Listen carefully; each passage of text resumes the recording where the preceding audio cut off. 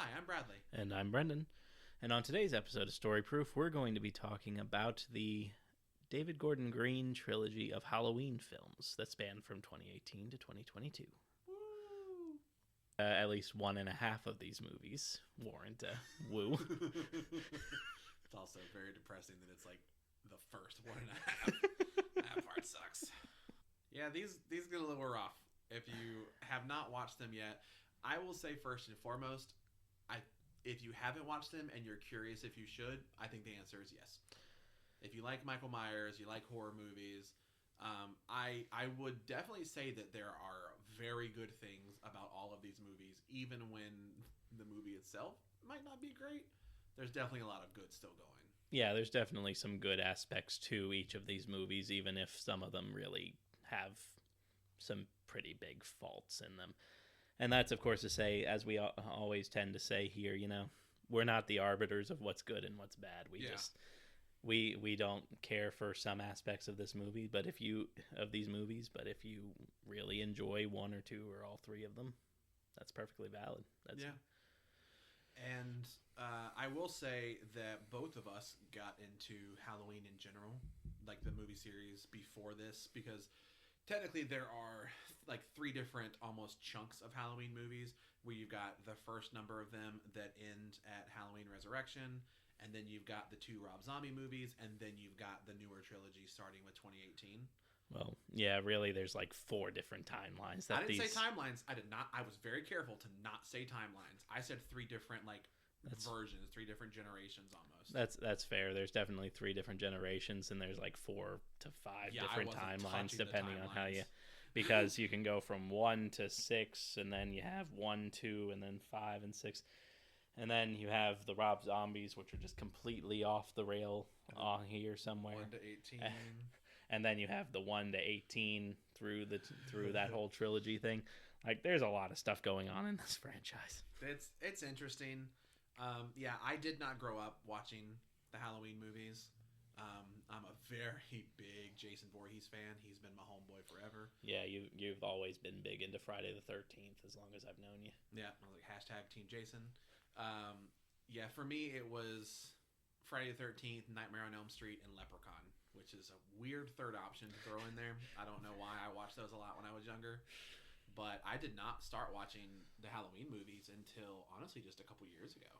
Well, I say a couple years, maybe like 2015, 2016 now. Yeah.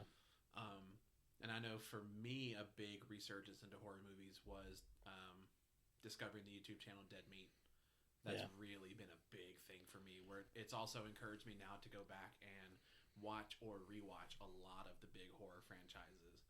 And Halloween was, I think, probably the second one. I know the first one I did was Texas Chainsaw, which also a weird one to start with. You want to talk about timelines and jumping around? Oh my god! Yeah, Texas Chainsaw is a crazy franchise when it comes to that. But yeah, it was around that time that I went back and watched all of the Halloween movies. Ironically, there are two of them I still haven't watched, haven't gotten around to yet. H2O is one of them, which I get a lot of crap for, understandably. And then I still haven't seen the first Rob Zombie Halloween. Yeah, it's still wild to me that you have not seen the first Rob Zombie, but you have watched the second. You know what is so funny is that is the first Halloween movie I ever watched. That's what's so funny about it. For all of you old folks out there, back when Movie Gallery was a thing, we used to have one kind of close to our hometown, and they had a sale when they were going out of business, and you were getting movies for like a nickel. I say maybe not a nickel, but like a dime, a quarter. And I picked up a random smattering of horror movies. I got Jason X. I got, I think, like the fourth Puppet Master. It's like Puppet movie. What's it called?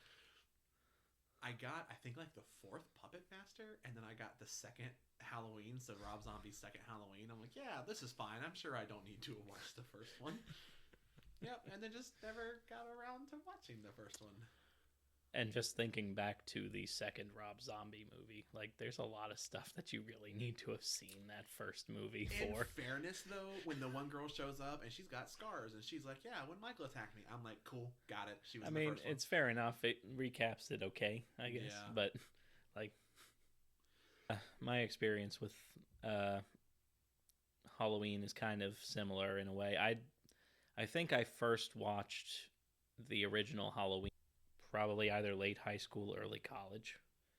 I didn't grow up with it either. I didn't really grow up with a lot of horror movies. Probably the earliest horror movie I probably watched was, as we were entering high school, I probably watched Nightmare on Elm Street, the original. But Halloween, obviously you knew about it by cultural osmosis. I remember in band like after school before the before the football games for marching band, we would hang out in the band room sometimes, and you would just be over there on the keyboard just playing like the Michael Myers theme. Like, it's just one of those things that you get through cultural osmosis regardless of if you've seen it or not. I'm such a band kid. But specifically, we're here to talk about the David Gordon Green's Green movies. Like I said, the ones that came out. We had Halloween 2018, which we have to refer to as 2018 because they decided to just name it Halloween, which is kind of a weird trend for the late 2010s when it comes to horror reboots. Hey man, literally Texas Chainsaw has 3 variations of the Texas Chainsaw Massacre. That's fair. That's fair. But I'm thinking like this movie, you got Scream, which just called itself Scream, even though it's Scream 5. I personally think the greatest horror movie name of all time is Mithrigan. That's my absolute favorite. It was my favorite horror movie name of all time. What I do think is interesting about this one, though, is I feel like this sort of started the trend of you and I going to see horror movies in theaters. Yeah, 2018 was probably that first little trend of us going to that specific theater that we usually go to for our horror movies. Well, honestly, even before that, I love horror movies. I have only seen a handful of them in theaters. Like, usually I'm very much watch it at home.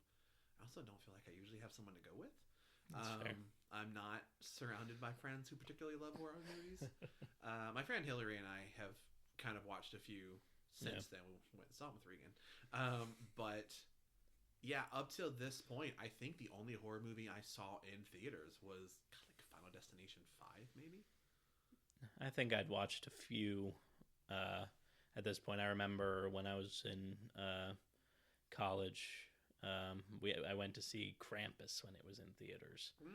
I have to have seen at least 1 or 2 horror movies before then too, when I was just in like college or something like that are just escaping my mind right now. Yeah. But Krampus one really sticks out prominently in my mind, and then 2018, Halloween 2018 really sticks out because I remember we went on October 30th of that year for like a 10 o'clock showing or something like that, and when we walked out of the movie, it was literally after midnight on Halloween, so it was really just a fun kind of irony of it.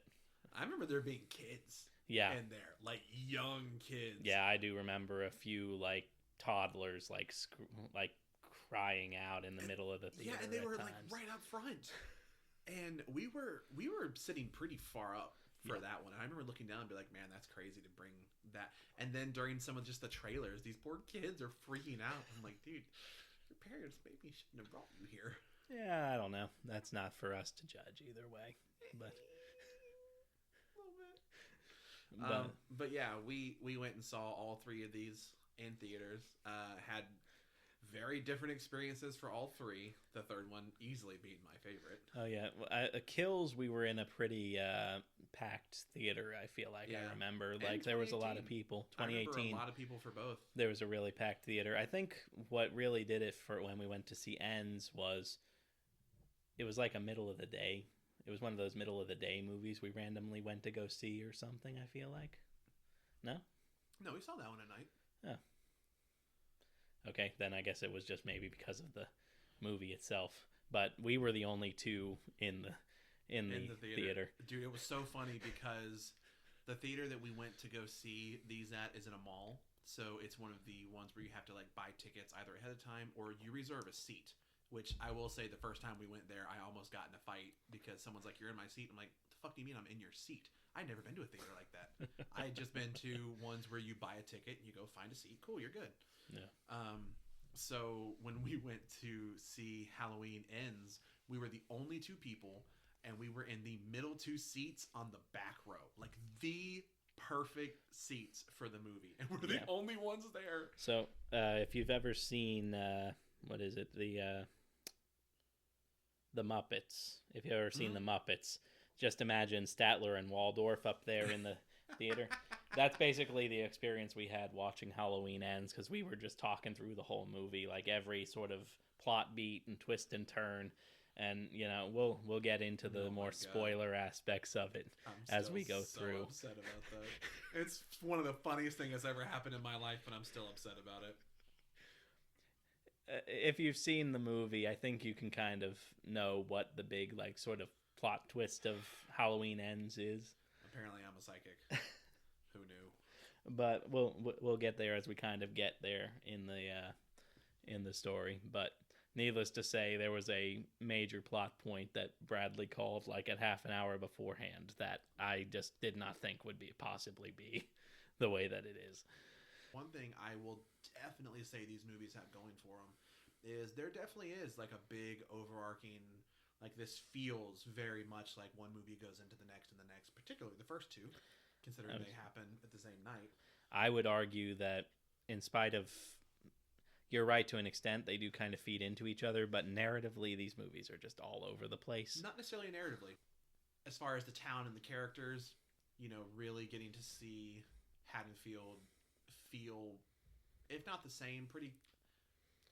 How the town lives and breathes just in its existence. It feels like a very lived-in town. Yeah.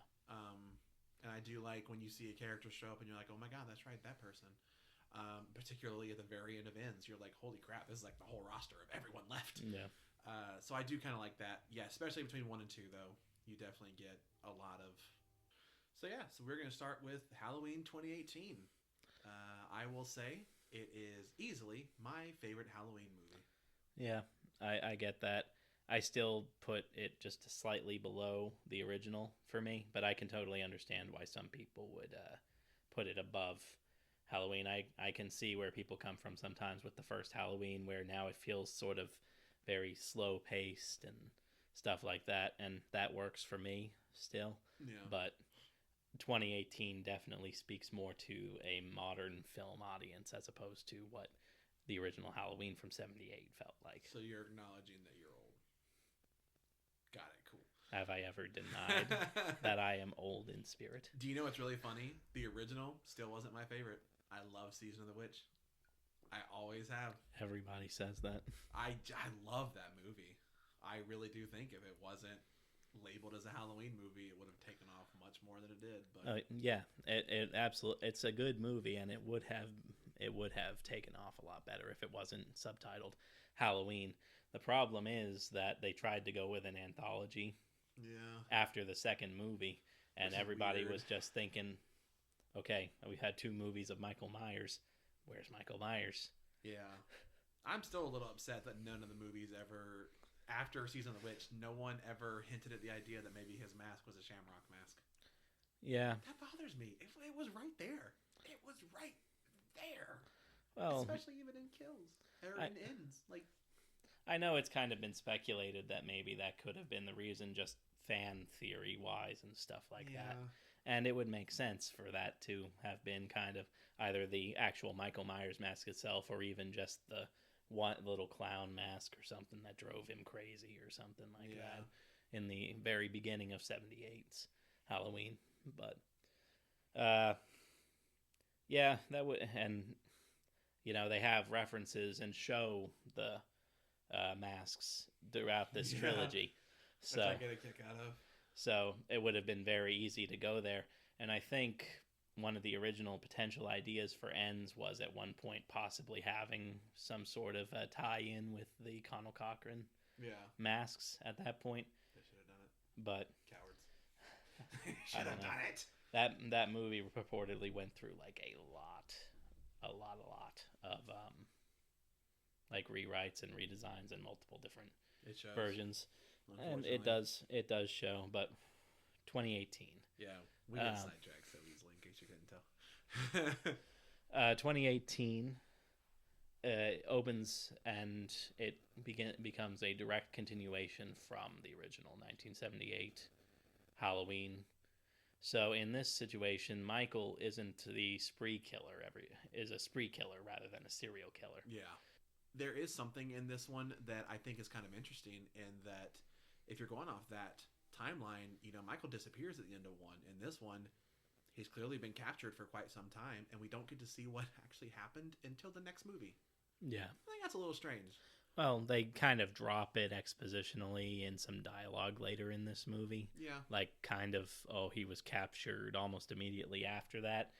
And, you have to make up for some narrative inconsistencies in that way. It's the same thing with, like, between Rogue One and A New Hope, where Vader clearly saw Leia fly off with the plans in her ship, and then at the beginning of New Hope, Leia's like, I don't know what you're talking about. What are you going to...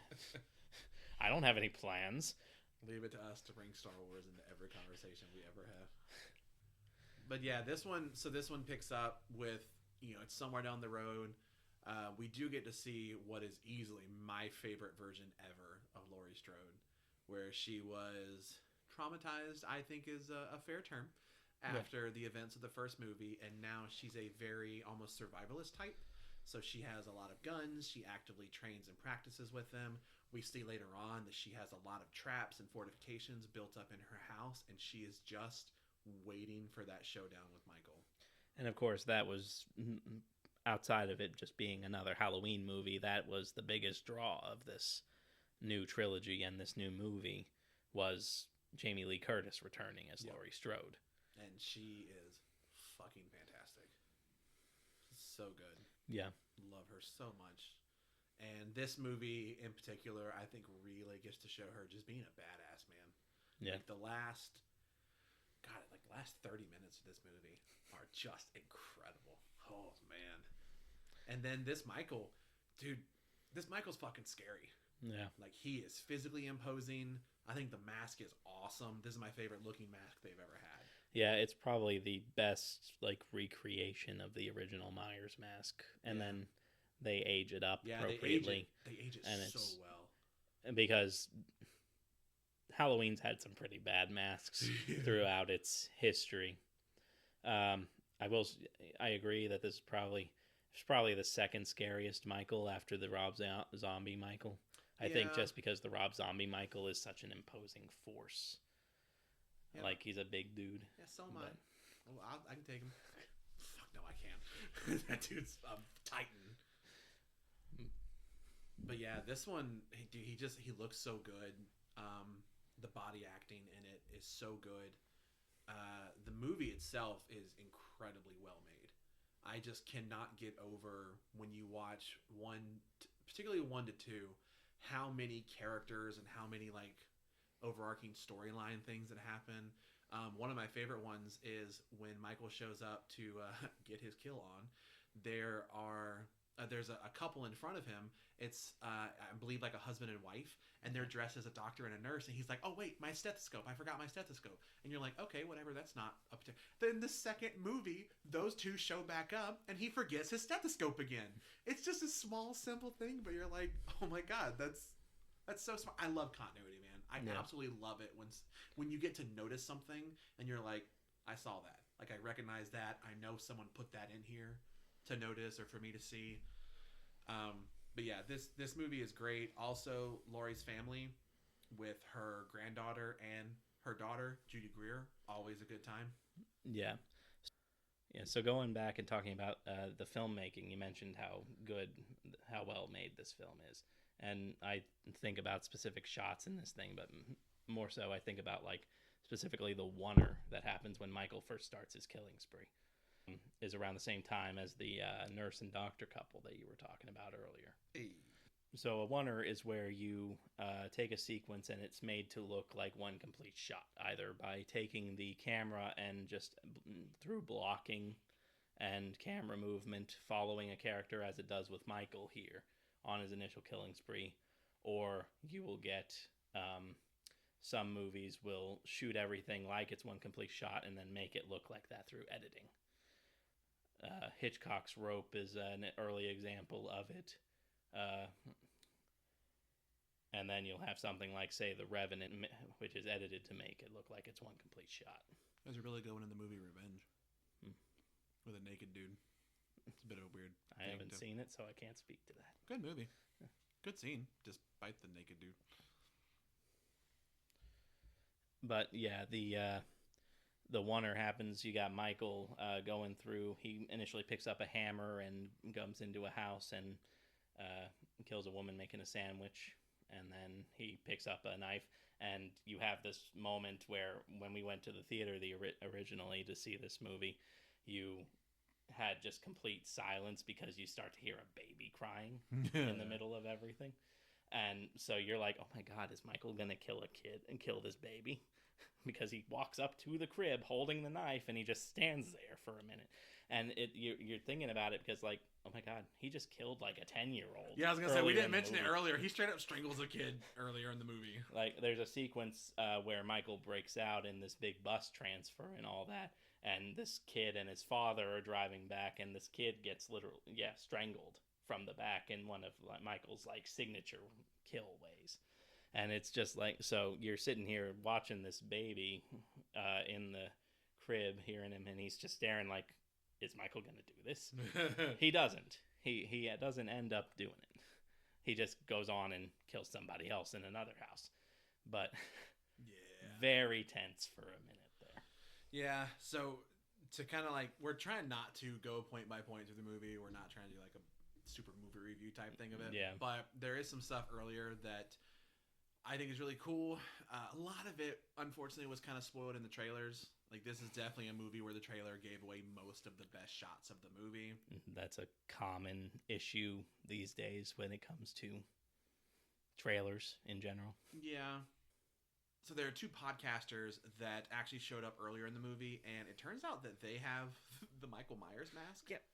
How? Dude, that's straight up fucking murder evidence. It's murder evidence. They say they have a contact in, like, the AG's office or something. And I'm just like, how? It's murder evidence. I don't care if it's 40 years old. It's murder evidence. Can you imagine us going up and be like, yes, I would like to borrow / have some murder evidence, please? Yeah. I am a podcaster. Like, I don't care how good of a friend you are with the deputy AG or whatever the hell's going on. You're not getting that. That's ridiculous. But somehow your podcast, whether you're well known or not, you somehow are able to come to them. I don't know. Dude, it's weird. But yeah, there are a number of scenes where, again, they were in the trailers. So they go to the, I'm not sure if you would call it like an asylum, the institution, where it is that Michael is being kept. And there's this scene where he and a number of the other prisoners / patients, where they're outside in this really weird, like, chessboard looking fucking room. Yeah, it's just like a courtyard where they're left to kind of be on their own devices, but obviously they're kind of chained to the chained floor. down because I think it's implied most of them have done violent crimes like Michael before. It is interesting. It's a weird shot, but it's a unique shot. I certainly got to give them that. But there's the scene where the podcasters, there's a man and a woman. The guy, I've actually seen a few things since then. He was in Game of Thrones for a whole one episode. Yeah, he was Sir Hugh. Yep. If you're curious about that name, be like, I don't remember him. He's the one who got fucking skewered while jousting against the Mountain. He is not in the show for very long. Yeah, it's just one episode in like season 1. Yep. It's very early. He also ended up in the House of the Dragon series where he plays the Lannister twins. So that's kind of fun. Yeah, and he's a pretty good sized dude. Yeah. Like, he is not small or scrawny. That's going to come into play later. But there is the scene where he pulls the mask out in the courtyard and he's like holding it up towards Michael. Michael's got his back to him. Yeah. And like all the inmates around him are just like going fucking crazy for whatever reason. I don't know. These movies are weird because they don't want to imply that Michael has some sort of supernatural thing about him. Straight up is. But they imply it all the time. Yeah, particularly especially in Kills. Dude, especially in Kills. At the end of that movie, I'm like, all right, this is some bullshit. Yeah. But he holds up the thing, he's holding up the mask, and he's saying, like, say something, because this movie is particularly obsessed with getting Michael to speak. Oh my god. And I don't. That's not a through line that's carried over into any of the other two movies. It's just this one. Well, that's also because they kill Sartain in this one. Yeah. Yeah. So Dr. Sartain is Loomis 2.0 kind of. Yeah. Dude, it kills me because in the original Halloween movies, dude, Loomis was my favorite fucking character. Yeah. Like he was such a champ.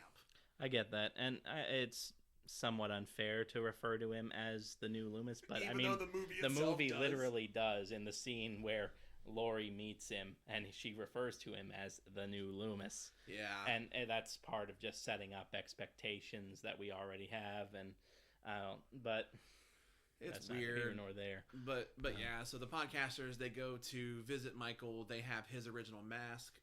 When I mentioned earlier about seeing characters that then show up later that you're like, oh, it's that person. Yeah. There is a character here that one of the patients, the inmates, there's a kind of shorter guy that has an umbrella. Yeah, Tivoli. Yep, he's a very important character in the next movie. Yeah. One of the next time that we see the podcasters, I don't know if it's next or if they go to Laurie first. They go to Laurie first. Okay, so yeah, Laurie agrees to do like a sit-down interview type thing with them for, I think, $2,000. So she sits down with them and talks for a little bit, where you get a little bit of backstory and whatnot for her. I say backstory, really you find out what happened between one and now. Yeah. You know, between Halloween and Halloween. Because God forbid you give the movie a different name. But she ends up giving that money to Allison later on, which is her granddaughter. So there is a cool scene with that, which we'll get to in a minute. But for the podcasters, they end up going to the cemetery to visit the grave of Michael's sister. There is a character that I guess you would call her like the caretaker of the cemetery, where she shows up in 2, and she also ends up showing up in 3 somehow. Yeah. But you know, these movies do a really good job of not beating you over the head with these characters that show back up later, and you're like, oh my God, that's right, it's that person.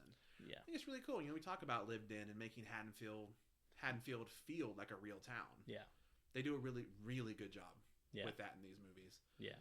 But yeah, then the podcasters, they go, this is one of my favorite scenes in this movie, where Michael at this point has escaped. The bus has been toppled over. He's murdered the child. And, I mean, he did. He straight up killed that kid. Yeah.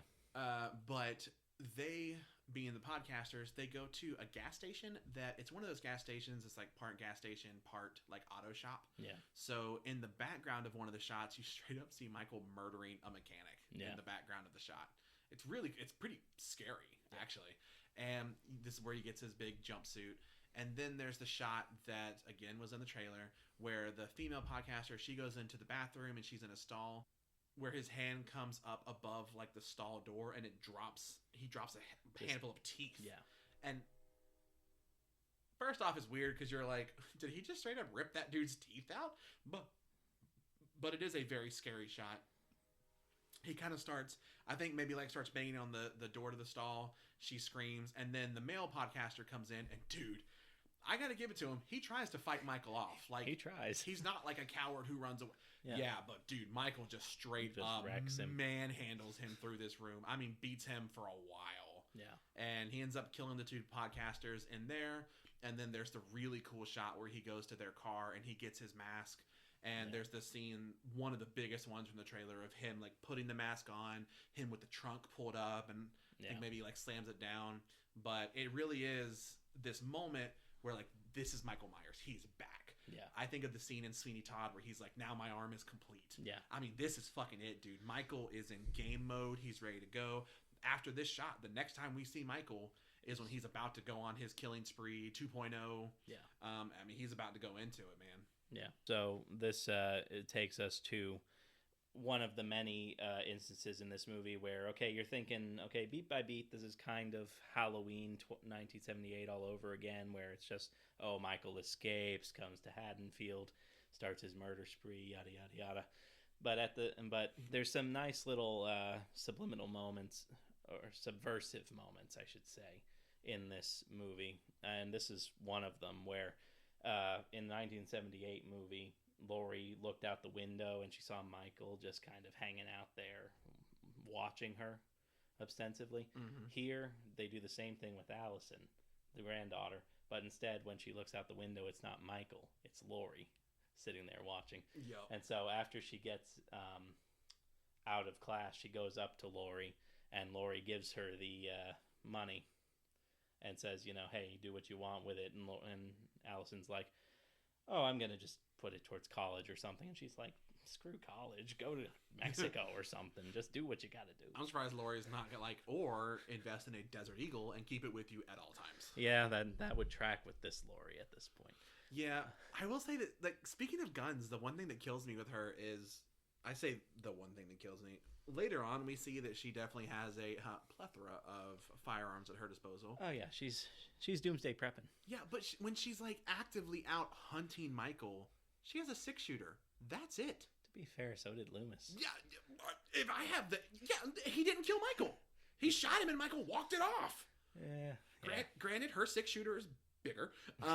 Yeah, I can't quite tell if it's like it might be a Magnum caliber revolver. It could be like a .357. Yeah. And she's a very good shot with it. I'll definitely give her that. Yeah. But at the same point in time, dude, this is like evil incarnate. I would have like a drum-fed fucking shotgun at this point. Are you shitting me? Yeah, I don't know. He can't walk if he doesn't have legs. That's a fair point, although depending on how you're interpreting Michael, he might just grow them back at this point. You know what? Fine. Fair. But boy, Halloween Kills is going to be fun. But that leads to another interesting subversion, because you think about the original 1978, it's very much Michael comes to town and is stalking everybody. Yeah, there is definitely a subversion of expectation almost, because one thing that always kind of gets me with the final girl or maybe the final character is very much, particularly for slasher movies, it is the bad guy comes, he kills, the friends or family or whatever, and then as he goes after, as they go after the last person, they just kind of fight back. They don't really go on the offense very often. Yeah. That's one of the reasons why You're Next is my favorite horror movie ever, because as soon as she goes fight or flight, dude, she goes fight hard immediately. And yeah, this one, Laurie's not just like trying to survive. She is actively hunting Michael. Yeah. It is awesome. Yeah, and that's another nice subversion of the typical trope, because as you said, Michael is coming back to town and doing his little murder spree, but at the same time, Laurie's not just sitting back and waiting. Not a damsel in distress, dude. Laurie's just trying to go after him, to her credit. And, she doesn't exactly get a whole lot of help from the police. She kind of runs into like Hawkins. Oh my god! And then like Patton. I think it's like the sheriff, the dude in sheriff, the cowboy hat. Dude, what the fuck? He never has a part, even though he's set up to have like a huge part. He looks so fucking cool. Like, he looks so cool, and he's got a cool voice. Wearing a cowboy hat. He doesn't do shit in these movies. No, when he shows up at the end of the third one, you're like, oh fuck you, dude! I forgot you existed. Like, damn, were you even doing anything in this movie? Yeah. No. Yeah. I don't know. But this comes after Laurie has another really cool shot here where Michael's in this house. Oh yeah, with there's a babysitter that it's one of. So Allison and a few of her friends, they went to I guess like a Halloween party at school. I'm pretty sure it's at school. And two of her friends couldn't go because one of them had to babysit. Yeah. And she is babysitting like the coolest kid in the world, little Julius. He's a freaking adorable. I will say I'm not usually a fan of child actors in movies. Yeah. Obviously, you can't really cast anyone else.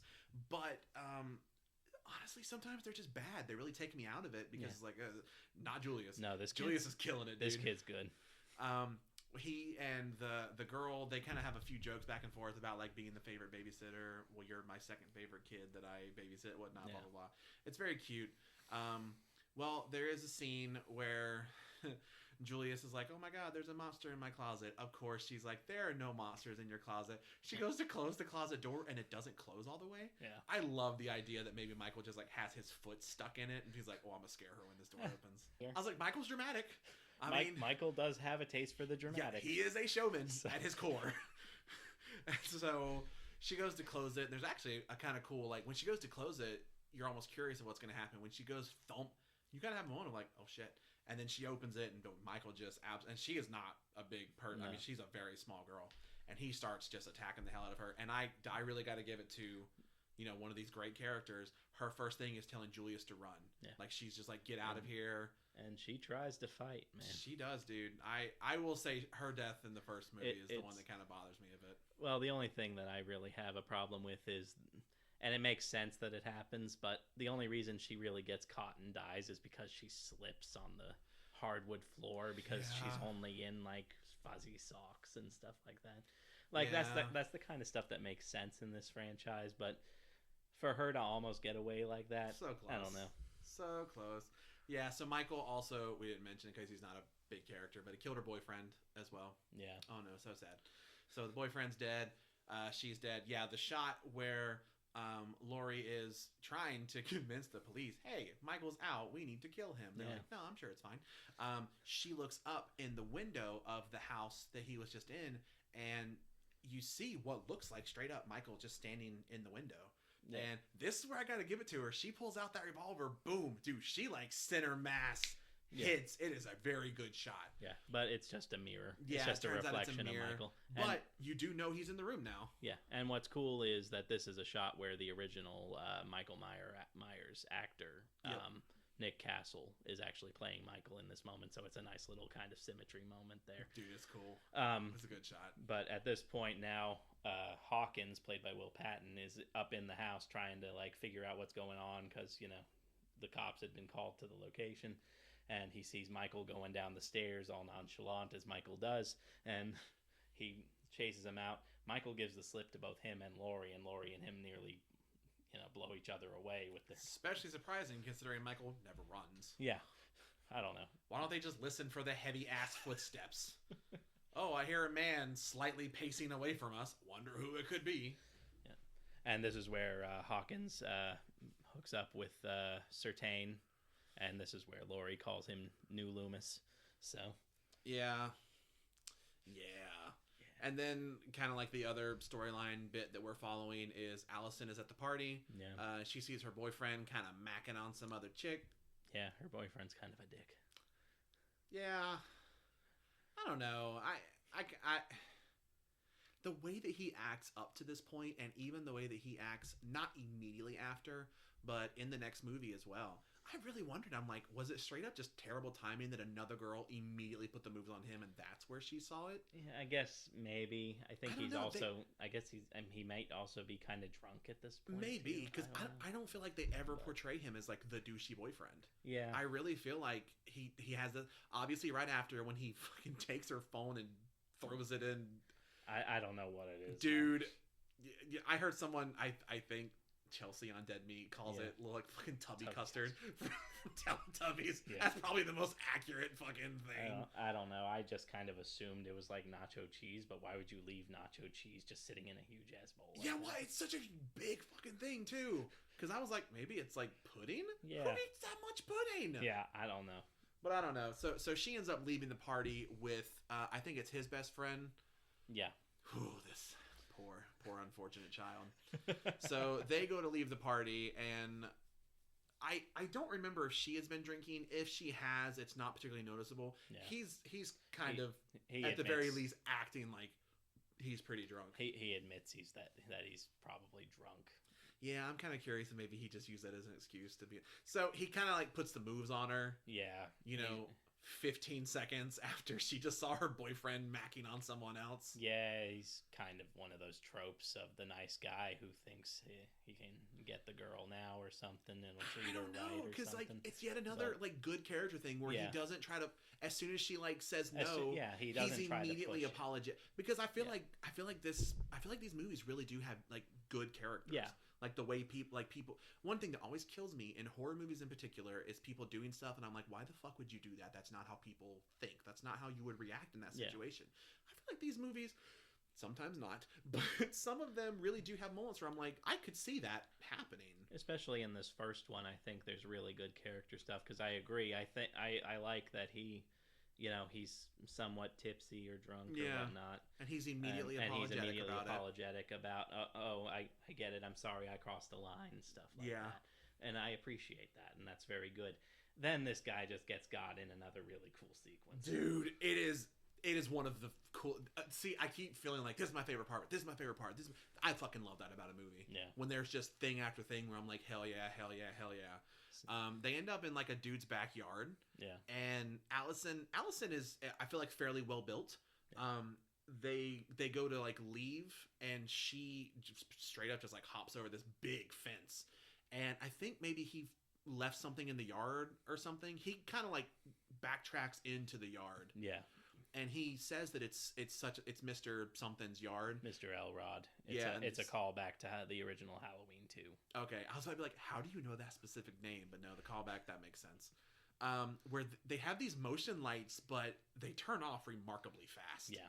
Where you get to see that we know it's Michael. Yeah. But he just kind of sees like the shadow. Yeah. The shape, almost, you could call it. Yeah, and he just keeps... Oh, come on, you're not going to give me crap for that? I thought it was punny. No, I mean, in the original movie, it's called The Shape. Yeah. He's not even referred to as Michael, really, so... Yeah. But, so when the lights and go off, it's kind of like Lights Out. Yeah. Where he moves in the darkness. With the darkness, and then as the light comes in, he's just getting closer and closer each time the lights flash, and then the last time he finally gets the kid. He doesn't. He cuts the kid. Oh, that's right. He cuts the kid's arm, and the kid is like, "Oh, this isn't fun anymore." No, this isn't just some dude on Halloween dressed up acting or something. Yeah, so the kid then goes to try to climb over the fence. And I say fence, it's like a very like gothic looking fence. It's got big spiky sections on the top of it. And he goes to climb over it, and as he is like yelling and screaming, Allison, who has walked a bit down the road, she hears it and she comes back. Yeah. And this is Michael. I'm not sure if Michael like stabs him or pulls him down, but dude, this kid's freaking head gets skewered over one of these posts. Yeah. I think it kind of like goes through his neck and like out his mouth maybe. Yeah. It's pretty brutal. And this is the first time that Allison and Michael, no mask pun, but they come face to face. Yeah, for the first time. Because Allison comes back, she finds him like that, and then Michael, with his flair for the dramatic, steps out from behind the wall and reveals himself to Allison for the first time. And then you get that really awesome sort of note starting in the Michael Myers theme. Yep. It's just like so metal. Dude, and then Allison's like pieces the fuck out of there. Yeah. I do really like, yet again, I feel like this is how this would be realistic, is that she is screaming, she's freaking out, she's running, and she's like beating on a door like, help me. The person lets her in. Which is another nice subversion of the original. Because I feel like that's a subversion of horror movies in general. Yeah, because in the original and in a lot of slasher movies, the neighbors will in the original, the neighbor like literally closed the blinds, shut off the lights when Laurie was running around like, please help me, call the police, let me in. Let her in. So now we almost have a bit of a pause on all the thing, on really all the situations where people kind of start reconvening now. Yeah. So Laurie shows up, Allison's mom, Judy Greer. So they all are together. They're like, oh my God, Michael's coming. What do we do? And Laurie's like, well, I happen to have a house full of guns. So yeah, Allison gets led into the house by the Good Samaritans, and it is at this point that they obviously call the cops because people are getting murdered. Yeah. And at this point, Sheriff Hawkins shows up.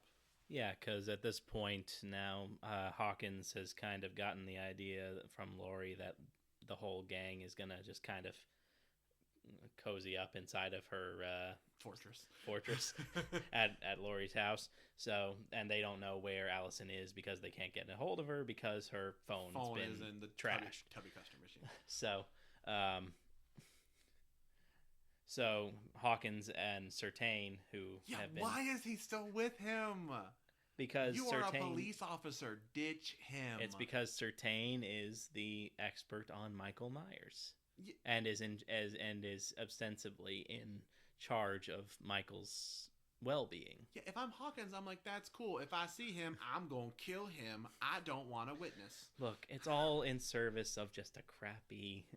This part of the movie. Twist. This is easily the weakest part of this movie by a landslide. So Certain and Hawkins get Allison, and they're starting their way to Laurie's house, and they see Michael walking along the road, and Hawkins, who it was revealed earlier in the movie, he let Michael live. He was the cop who captured Michael right after he disappeared from Loomis at the end of the movie, the original movie.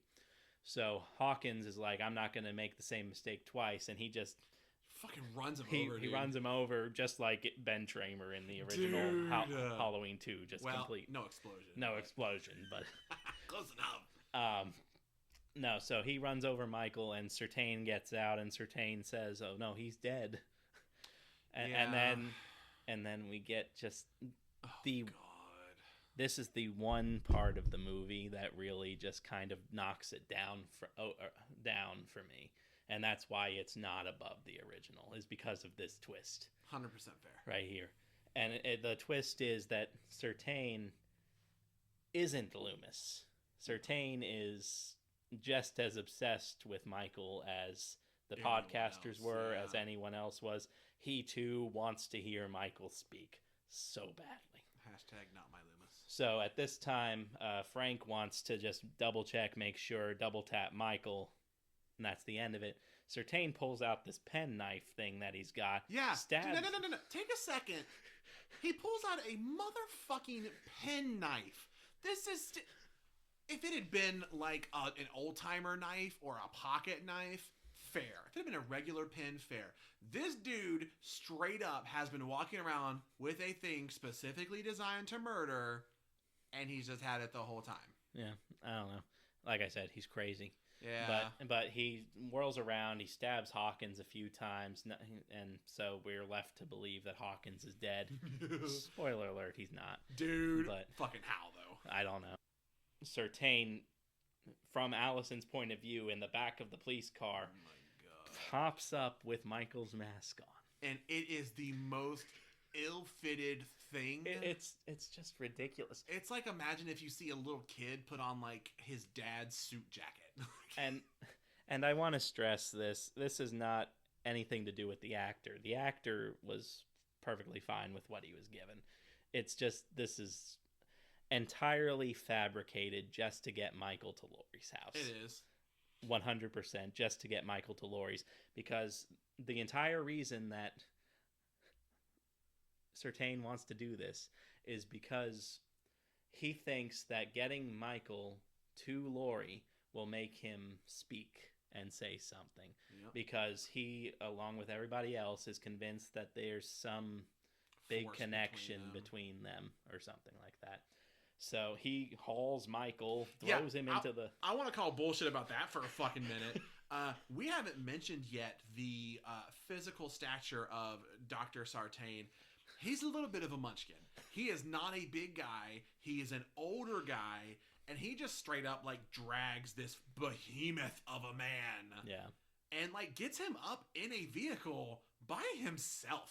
It would have been really funny if he'd open the door and be like, "Hey, Allison, can you help me with this?" And, yeah. and he throws Michael into the back seat with Allison. And Michael's unconscious at this point because he got hit by a damn car. Yeah, why does she not snap his neck? Rip something off, claw his eyes out, something. And then, thankfully, Certain then takes off the mask and throws it into the back. Yeah, he only had it on that one horrible shot. But it's bad. It's enough. So then this is where Certain reveals that he was also responsible for the bus crash that Michael got free from in the beginning, because again, he wants to get Michael and Laurie together because of the connection supposedly they have. Either way, at this point, Certain drives off with Michael and Allison, and they're going to Laurie's house because I guess he knows where Laurie lives. I don't know. Yeah, I also think it's really weird that he then drives her exactly where they were going anyway. Yeah. If he was right about the Michael and Laurie thing, which, spoiler alert, he's not. We find that out later. Michael would have shown up there anyway. Yeah. He didn't have to do anything. Instead, he killed a cop. Well, it's his hand was forced because Hawkins wanted to end it right then and there. Okay, that's fair. So, I love that Hawkins just like beep beep motherfucker. That's one of my favorite parts of the movie, man. Yeah. But yeah, so Sartain is now driving him and Allison to Laurie's. Laurie, and we keep calling her by the actress name, but Karen is the name of her daughter. So Karen, and then I believe Ray. Ray is the husband's name. Ray is there too. God bless him. A poor innocent in all of this nonsense. He's just there, man. He's just there to be a goofy dad who then just gets kind of dispatched. Fucking murdered. Um, Hawkins does have a few cops placed on the house, though. yeah, They're a little ways away. they left a couple of guys there to just kind of watch the entrance of the house and wait for Hawkins to return with Allison. And Dude, they are so funny. They are funny. Like, they just get a minute. They are so funny. Yeah. They get so murdered, but they are so funny. Yeah, they get kind of one of the coolest sort of off-screen murders, though. At least one of them does, because one of them literally gets like jack-o'-lantern by Michael. It's pretty like brutal. He puts a flashlight like straight up inside the guy's head. It's insane. At this point, Certain pulls up with Michael and Allison, and Allison, in a last-ditch effort to try to get out of the car, is like, "Hey, Doc, Michael talked to me. Yeah. Like, I'll tell you, but you got to get me out of here." He's like, absolutely. I don't have a PhD or anything. Yeah. So he stops. He's about to, like, okay, he's trying to barter with Allison to figure out what he said and whatnot else. And at the same time, Michael's back awake now. Yep. And he's got the mask back on. He's just sitting there chilling, staring at Allison. And, you know, I'd be crapping myself Dude. at this point. Like, yeah. and, of course, if you know a police car, if you're sitting in the back, you can't open it from the inside. Yeah. So, through a series of events now, basically, Michael kills Certain, and Allison's able to get out. Is that all you're going to say? I think Certain gets the most brutal death of this movie. Yeah. You know, I've seen a couple of smashed heads. This is maybe the most brutal one in a movie. Michael just straight up, like, curb stomps him, and it is insane. And I think his like last words or something like, say something. Yeah. Right to the very end, Certain is just begging Michael to speak. And he just absolutely squishes his head like a fucking pimple, dude. And so at this point now, Allison has also escaped. And this is what draws Ray out of the house to try to figure out, okay, he sees, I think, the second set of lights from the cop car. I think maybe like they're flashing or something. Yeah. And so he's going out to see what's going on and if Allison's on her way and whatnot, you know, just being a dad. And it's at this point that, you know, Michael gets him. Yeah. It's just, this is very strange to me because Laurie doesn't like, hey, he's coming here, take a gun. Hey, let me plan out what she's like, Karen, this is the plan. Wait, where's Ray? It doesn't matter. Karen, this is the plan. I'm like, Ray's here too, guys. Not for long because you guys didn't take care of him. Yeah, I don't know. I think it's a little too forced for him to just kind of get out and get got. Like, yeah, I mean, to be honest, I think maybe they either should have killed him differently or had a reason for him not to be in this part of the movie. Yeah. Maybe he's still out looking for Allison. Maybe he doesn't get to the house in time. It makes it just cheapens it because it's a very sad thing. Yeah. You get a little bit of the emotional payoff for it in the next movie. Yeah. But in this one, I think Laurie like finds him jammed up in a cupboard. Yeah, it's just one of Michael's greatest hits. Yeah. With Ray. And it sucks because that's a very sad moment, but they just gloss right over it. Yeah, because you've only seen Ray in a couple of scenes previously, but he seems like such a good dad. He's a nice dad. Yeah, he seems like such a good dad. Even though his wife is very anti-Laurie, he never really seems to be particularly antagonistic towards her. Yeah. There's the funny thing we forgot to mention at the house where they come in and she's like, "Boom, you're dead. Boom, you're dead." Yeah. And Ray's just kind of like, "Oh, it's Laurie being Laurie." Laurie being Laurie, doing Laurie things. I don't know. But yeah, now we officially have like the showdown. We have the two Strode women in the house. Allison is on her way through the woods. Yeah, through Laurie's mannequin shooting ground. I think that's a little weird. I mean, the idea of shooting a mannequin, fair, I get that, you know, for a body target. But the scene where Allison comes through, it lasts a bit too long. Yeah. Like they're trying too hard to make it scary. Like, bitch, we know he's in the house. Yeah. I don't know. But this is now the big showdown of the movie. Yeah, and this is where, you know, to this point, it had already been revealed that Laurie had this big basement sort of safe room area that was basically a bunker. A bunker, and this is where she had all her guns and whatnot else, and some supplies and stuff like that. So she gets Karen to go down into basement in order to sort of just hunker down there. And Lori just like systematically goes through every room in her house. Does it? Don't they have the fight where he breaks through the door first? Yeah, you're right. So the bunker, we should also mention, it's hidden pretty well. It's almost like her little island in the middle of her kitchen. There's a little beat code thing on it. Yeah. Little keypad thing on it, and it slides over. So she takes Karen down there and like opens her little armory. I don't exactly remember what it is, but there is a gun that like Karen either recognizes as hers or they state that it is hers. Yeah. And it's a rifle. So Lori grabs. Now this is where she's got a big boy rifle. I'm like, that's what you fucking carry. Not a little 6-shooter, which even if it's a magnet still, but whatever. Yeah. So they do have a moment where I think she's trying to like seal the front door of the house, and you really think for a minute that he's gonna get her pretty good. He like latches onto her hair a bit. It very much makes me think of Frankenstein. Yeah. Where Frankenstein's monsters, where the arms are coming through a wall and kind of grabbing at her. So I think she's got bars on her window or something like that, and she sees like his shadow outside of the door or something. Yeah. And she's like up against the door by her back or something like that. Yeah. And he just busts through a window, through some of the like the bars on the windows, and is just like trying to get at her and stuff like that. Like you said, pull at her hair and stuff. And she freaking blows some of his fingers off. Yeah, she takes the rifle. Yeah, and that's how. What's she really gets cool away. is how consistent that is too. Yeah. In the subsequent movies, you see that he's missing those chunks of fingers. Yeah.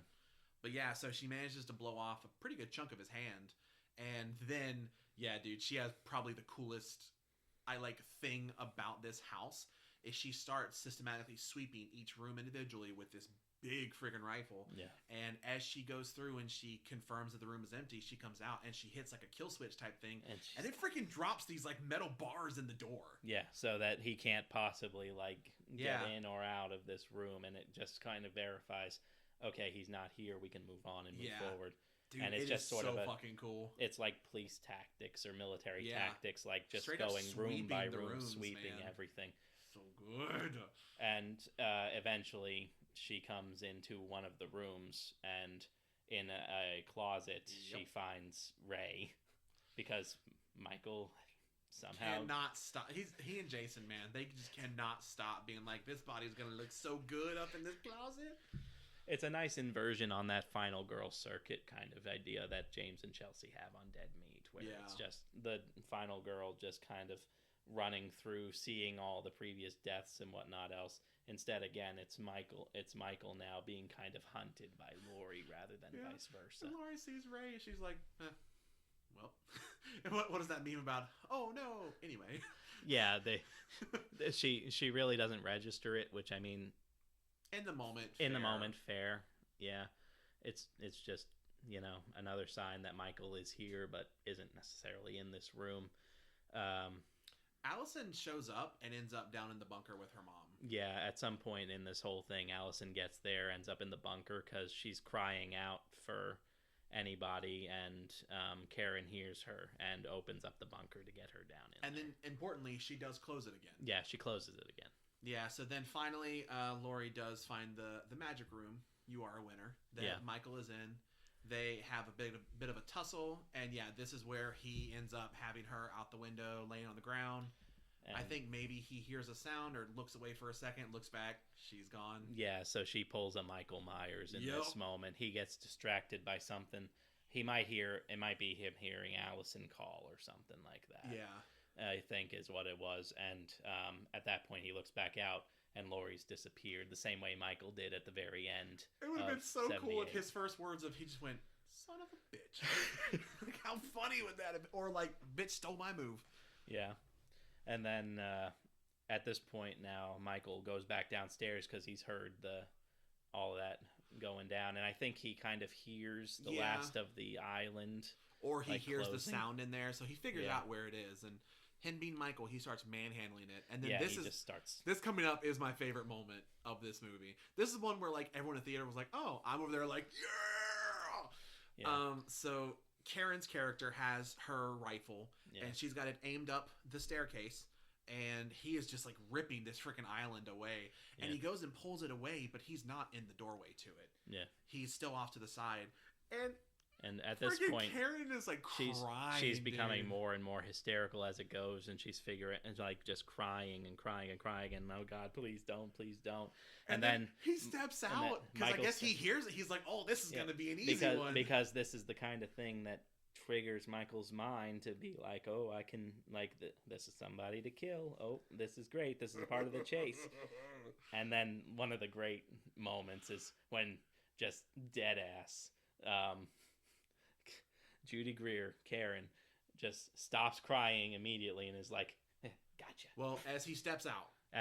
Yeah, he steps out and he's like, absolutely, it just takes up the entire doorway. And yeah, she immediately transforms, like, "Gotcha." Boom. And I think she like grazes him in the neck pretty bad, which for me, I'm like, center mass, girl, what you doing? He's taking up the whole doorway. Well, to be fair, she's out of practice. He takes up the doorway. Stevie Wonder could have hit that shot. Are you kidding me? But this is the really cool, yet again, taking one of Michael's moves where he definitely stumbles back. Like he does not easily walk this one off. He stumbles back to like a doorway that's leading from the kitchen into another room, and it's just shrouded in complete darkness. And then Laurie pops out, a la Michael from the first movie, and it's just like, "Happy Halloween, Michael." Stabs him. She should have said, "Bitch." And, "Happy Halloween, bitch."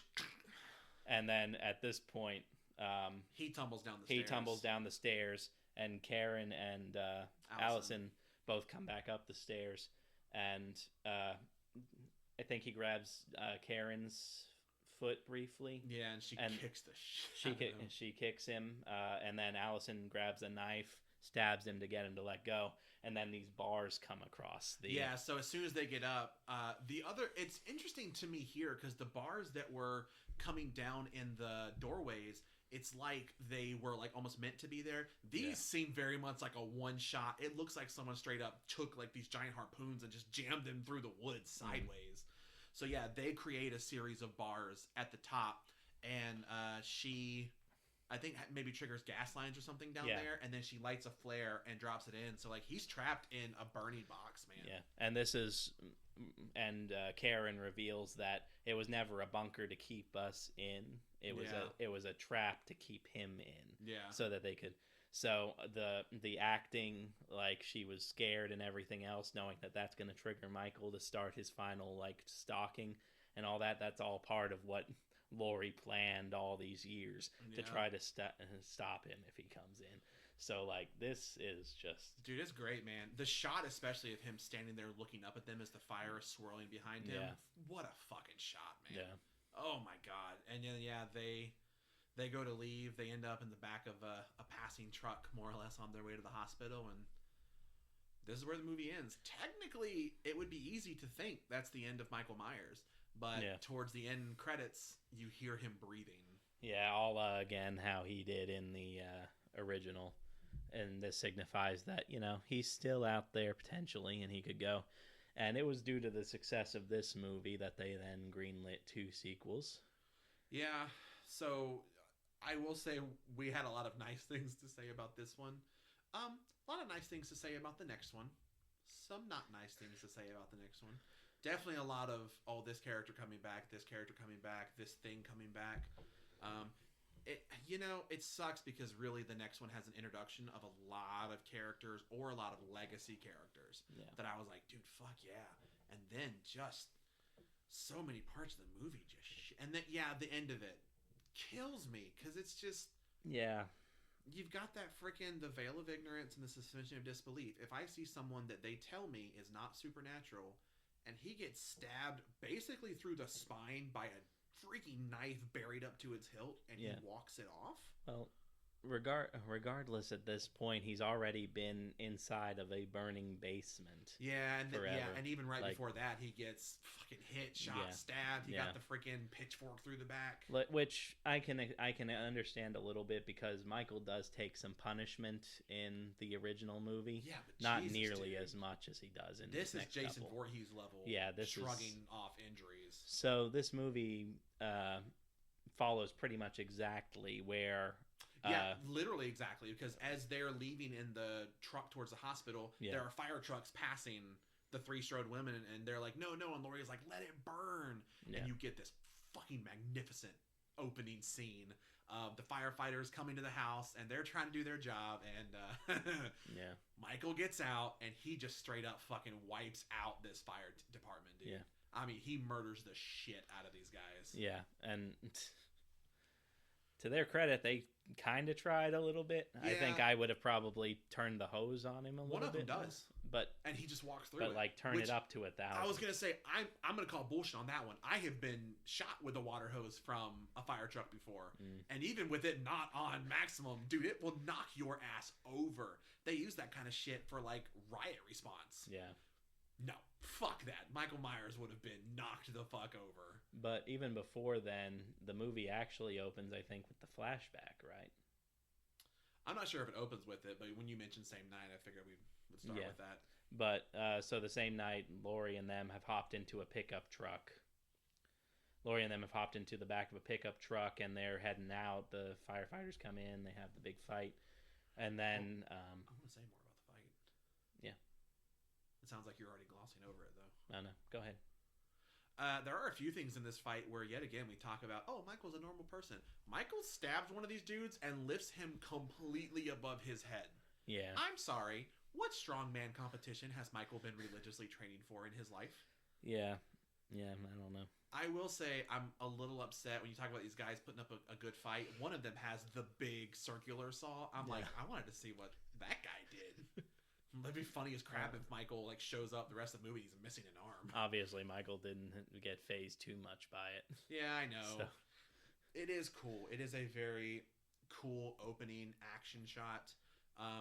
Because really, we don't see Michael up to this point. We haven't seen him fight in like a big setting, a crowd. Yeah. Yeah, and he does, dude. He just fucking works through them, man. Yeah.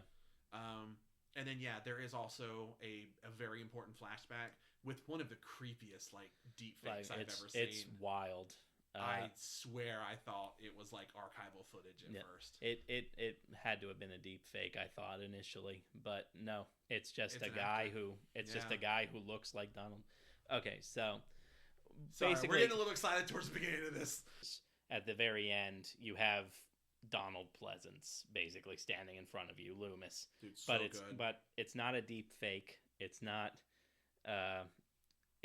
just CGI recreation or anything like that. They literally just took a guy who looks kind of like Donald Pleasance and put some makeup on him, and it's uncanny. Like, I remember when we saw this in the theater the first time, and we were like, "Holy crap!" Yeah, we were like, "Is that him?"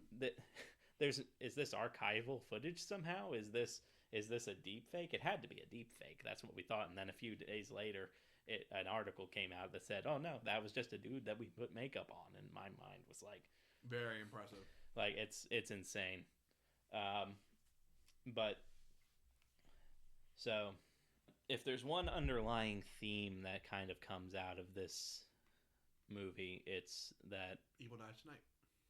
Yeah.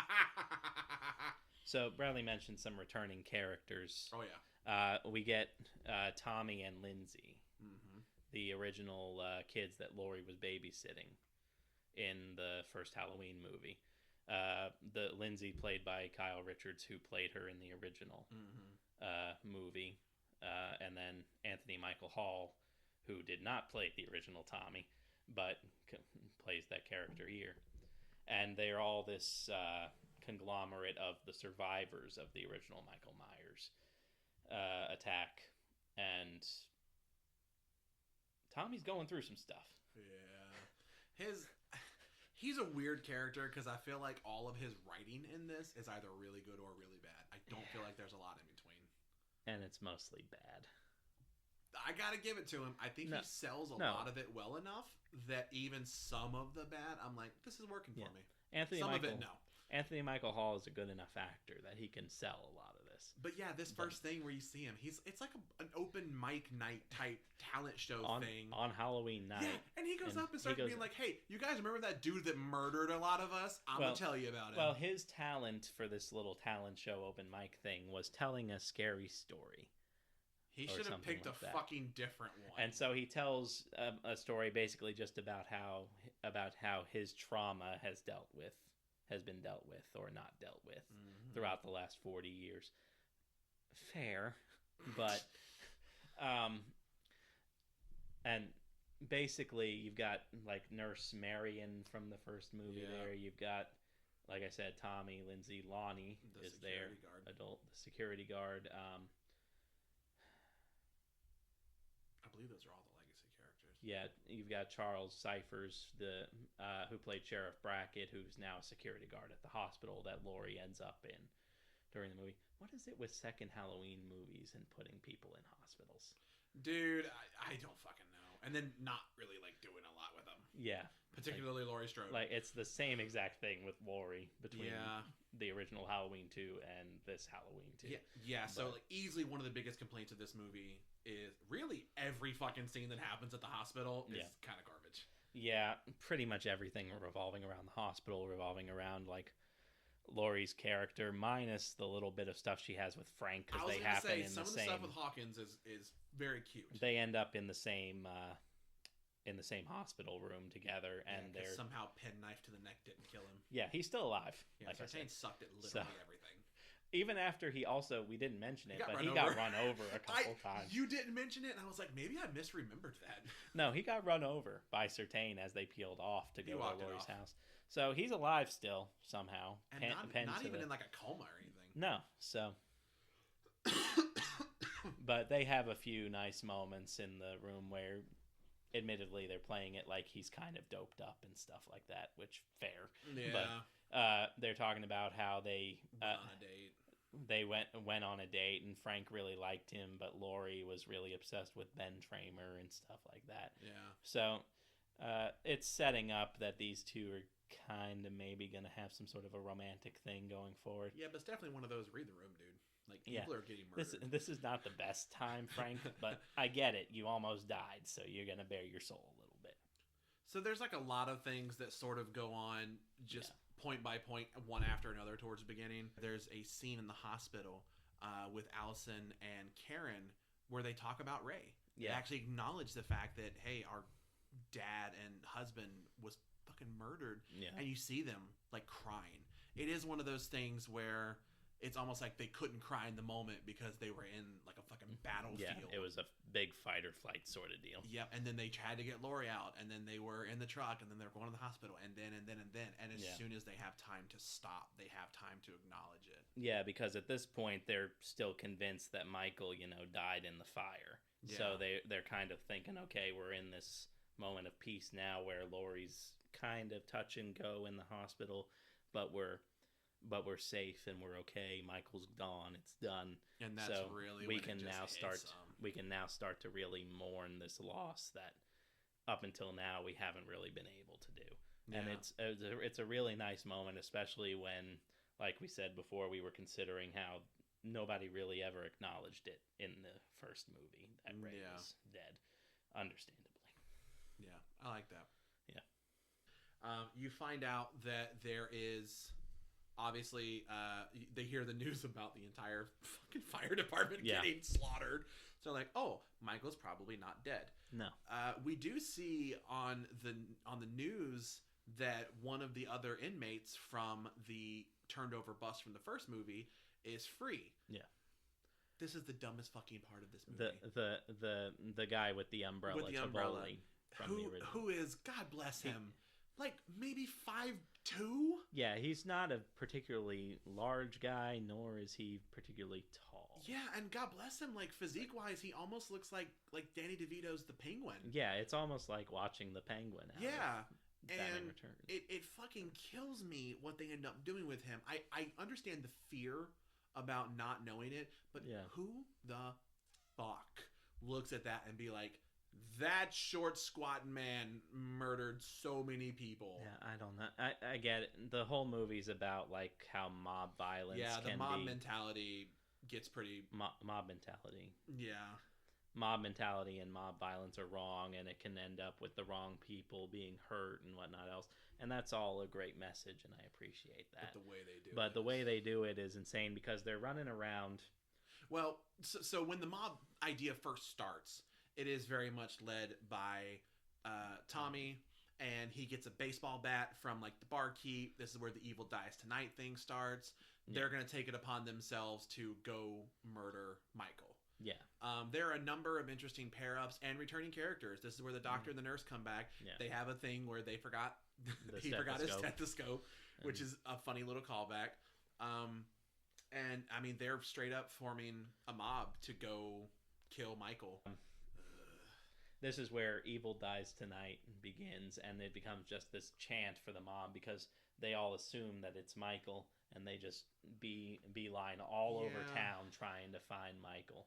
And back and forth. The Evil Dies thing comes from something at the bar. Yeah. Where it's like evil, or not, it's not evil.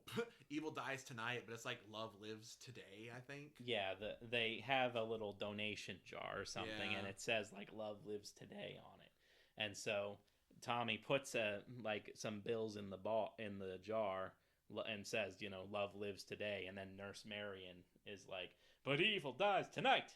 And Tommy's like, that's a good phrase. That's good. I've been looking for a catchphrase. I'm going to use that one. Evil dies tonight. And it's just better than night night.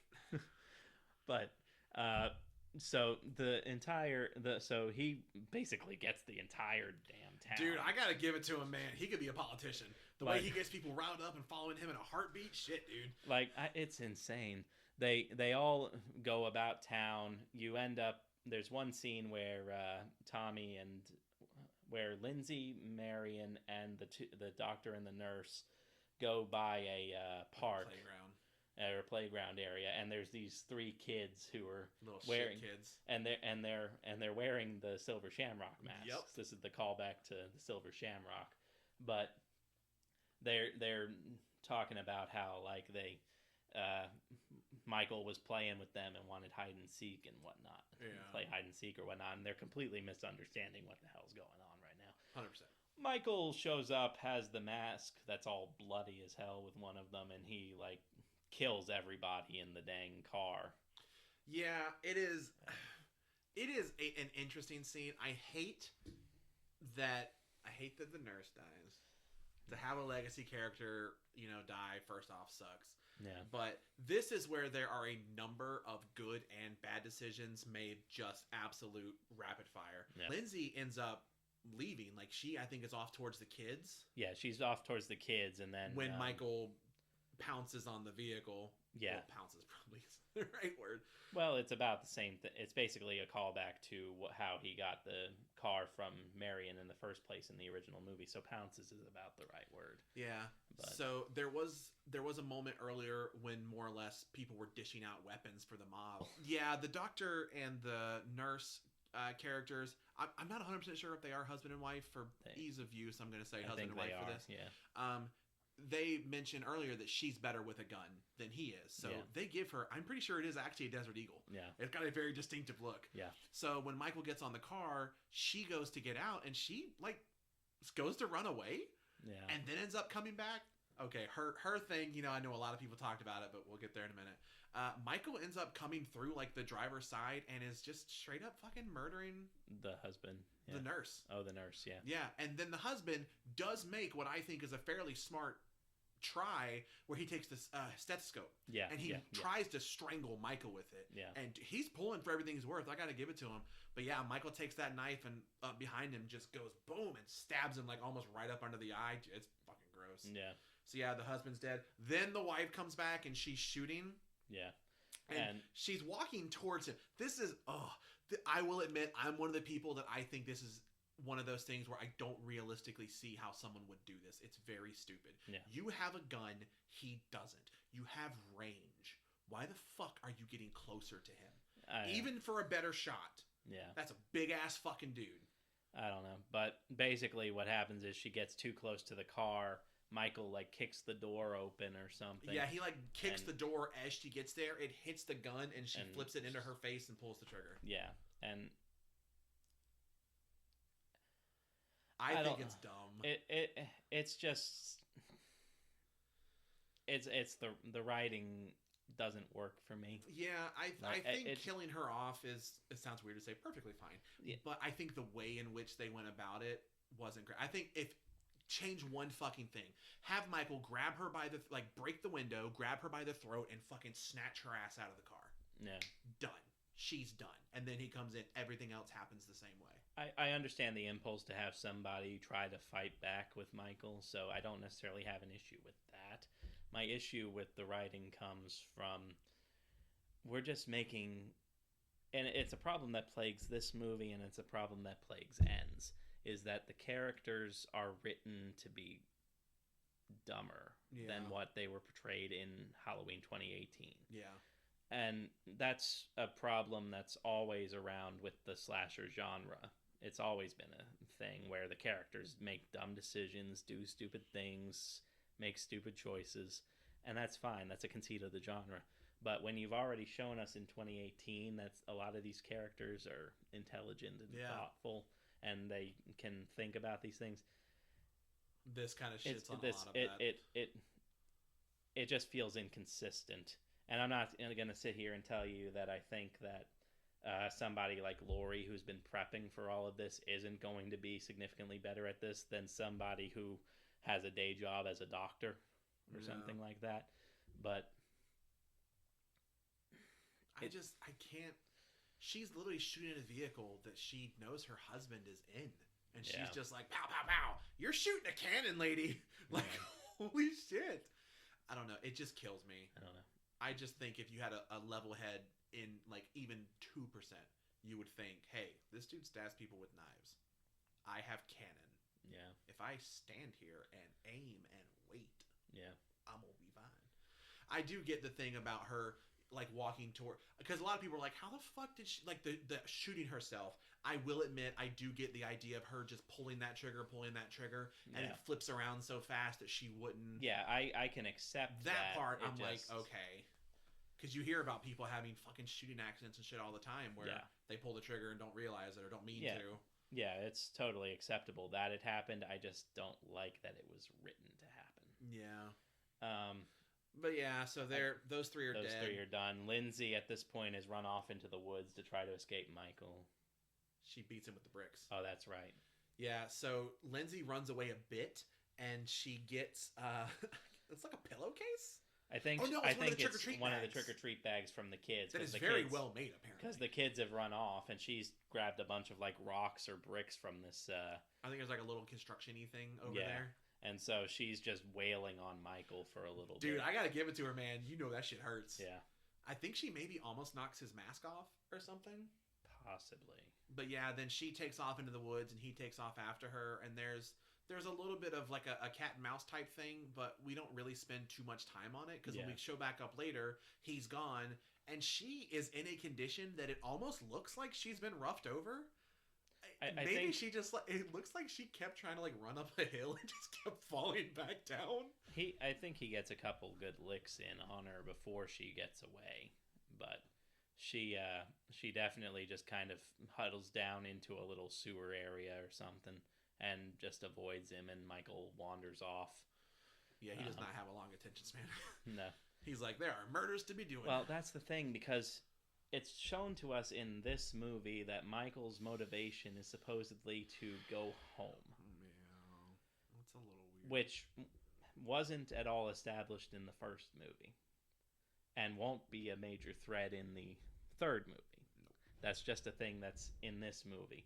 So Michael's entire goal is to go home to the Myers house, which he does. Eventually. He just has to murder everyone in between point A and point B. Yeah. But it is straight up him. Like, did he get lost? It's him, like, wandering the town murdering people in this one. Well, he's on his way back there, and then at the same time, you've got the mob violence arc where everybody's now ended up in the hospital. Oh my god. And, yeah, they're in the hospital. They are aware of the fact that some more of them have been killed. And they're at the hospital, I think, because they've gotten a tip or somebody saw something suspicious at the hospital, and it was Tivoli. Yeah, and what fucking kills me is he's there, and he has, I think maybe he crashed the car. Yeah, he crashed the car. And he has a bit of a head injury. Yeah. And he's literally walking in being like, help. Can someone help me? Please help. And you're like, fuck me, dude. I hate this movie. This part, I don't hate this movie. This part makes me so fucking mad. Yeah, because he's looking for help, but because of the hysteria and the mob violence and everything else, nobody hears him and goes to help him. And then everybody's like, okay, that guy's bloody. Wait, is that Michael? Oh my God, Michael's at the hospital. Yeah, is like this they 5'2" squat man? Like they make such a logical leap from, okay, this guy who's bloody is now Michael Myers and he's at the hospital, and then so all this mob of people show up and they start just storming through the halls of the hospital, and they just, the only one who acts is perfectly aware of the fact this is not Michael, is Karen, because Karen, I think, is a child psychologist. She also knows what he looks like, and she knows what Michael looks like. Moron. So she's trying to help this guy get away from the mob, and she's trying to. She does it in a very dumb way. Again, smart people doing dumb things. Yeah, but oh God, they end up in. It looks almost like a breezeway, where it's like a very long stretch of hallway that's pretty high up, and it's got double doors at both ends. Yeah. So she gets him in the middle of it, and locks, I guess, her side. I think maybe she assumed the other side was locked. I think she locks the one side, and then she tells him to stay in here, and she goes back outside into the main hallway and locks the door behind her. And then tries to to reason with the mob while everyone is screaming. While everyone else is screaming, and they're banging on the windows, and she's just not being heard. They're trying to break into the wall. So Tivoli is just like, what's yeah, dude. He is. I got to give it to the actor. He does a very good job of selling the fucking terror. Of this group coming for you. He doesn't know what's going on, and he breaks through the window in the breezeway, and then he just jumps. Does he jump or does he fall? I'm not sure. I feel like that's one of those things that I've seen it both ways, but he goes off the ledge, and he has. It's got to be the most gruesome death in any of these movies. Yeah. I mean, it's like some fucking Hellraiser shit. It's only a quick shot of what happens, but it's just gruesome. His fucking head has like opened. His legs and arms are smashed to shit. I mean, oh, dude, it's brutal. Yeah. And then I don't know. That part I remember specifically in the theater, especially when I watched it. It was just hits the wrong way. Yeah, that's around the time where I was like, I'm not enjoying this anymore. No, I'm not. I wanted to see Michael tear through this town. I wanted to see Laurie fuck him up, and I'm watching this innocent man jump brutally to his death. And again, I get it. The theme is, mob violence and the unintended consequences it has on the quote unquote innocent among us. Even though they also have Karen then say, you killed an innocent man or something like that, and then never mind, none of us are innocent or something like that. Yeah, like they had a good thought and then almost like 180'd way too fast. It's weird mixed messages, and I'm not saying that Tivoli was a good guy, because we know nothing about him. And I get it. A lot of people don't know what Michael Myers looks like or anything else. Like, I just can't help but feel like they would. If you have like a killer like that I mean. He is infamous enough that podcasters are coming to talk to the survivors about the story. I feel like that has got to be well known enough that he would have been in the paper. People would know what he looked like. People would know a bit more about him than seeing that short, squat dude and being like, that guy. Yeah. I don't know. They kind of play. They do have the thing about no one knows what Michael looks like. Like, no one knows what Michael looks like, and then they have the stuff from like the first movie where, oh, I heard it was her brother or something like that. Like, it's passed sort of into local towny myth what Michael is and what he did, but unless he's a ninja, that dude is not taking out a fire department. Well, they might not know. Well, they know about that at this They point. 100% know. Yeah. That's been one of my biggest gripes of it is they... Dude, it's dumb. Whatever. We're gonna move on because this shit's sad. It's a decent message. Again, the whole mob violence breeds terror for everybody, sort of thing. Yeah, but it's not well executed. No, at least not in relevance to the Tivoli character. And then we kind of jump around a little bit after that. We do get a scene where Michael finally makes it back to his home, and you've got Big John and Little John that are, I think, two very funny characters. I know some people maybe have issues with the way they are portrayed. Yeah. They are an openly gay couple. They received some criticism because of the portrayal. Some of it was deemed stereotypical, but I don't know. I can't speak to that. I mean, for me, they seem like a very loving couple. Yeah. It seems like they're adorable together. I love the freaking pictures that they have up around the house of them. Yeah. I think they're a very cute couple. I think them splitting up is stupid, and I think the second one who says like the "Hello, Michael" and then stands there. Yeah, they make just as many dumb choices as the rest of the characters in this movie. Well, not as many because they're not in the movie very long. Well, yeah, but they decide to split up. One of them with this little like paring knife. Yeah, it's a paring knife. I'm like, dude, what the shit, man? And they split up in the house and they go searching through because they think some like kids from the neighborhood had just come in to try to play a prank and mess with them and stuff like that. Because they had a bad experience with some trick-or-treaters earlier in the night. Yeah. But then Michael encounters I don't entirely I think know it's which Little is which. John. I think it's Little John and kills him. And then Michael goes up into what was his sister's bedroom and is staring out the window, and Big John comes in and just stands there and is like, "Michael, you come home." And then Michael turns around and stalks towards him, and Big John just stands there and takes it. Yeah, next thing you know, he's dead. Just dumb writing choices, and I don't know. This whole through line with Michael wanting to return home, it doesn't make a whole lot of sense. No, and it's one of those things that I don't think it makes good sense. I don't think it's written well. I don't think it's executed well. You're just kind of like, what the fuck? Yeah, it's just sitting there to give Michael something to do and a reason for what he's doing. And see, he has always been one of those ones you don't need a reason. Yeah. When Loomis is like, he is evil incarnate, I'm like, cool. He fucking kills because he's evil incarnate. Yeah. That's all I need. Yeah. Like, that is literally all I ever need for him. But yeah, and then we do have a scene where Allison's boyfriend from the first one, he is part of the little mob group. He's part of the mob group. Well, they get together with the whole of the mob a little bit, and then he and Allison reconnect with Lonnie, who is Cameron, the boyfriend's father. Yep. And they all go off on their own to sort of do their own thing as a part of the mob. Yeah.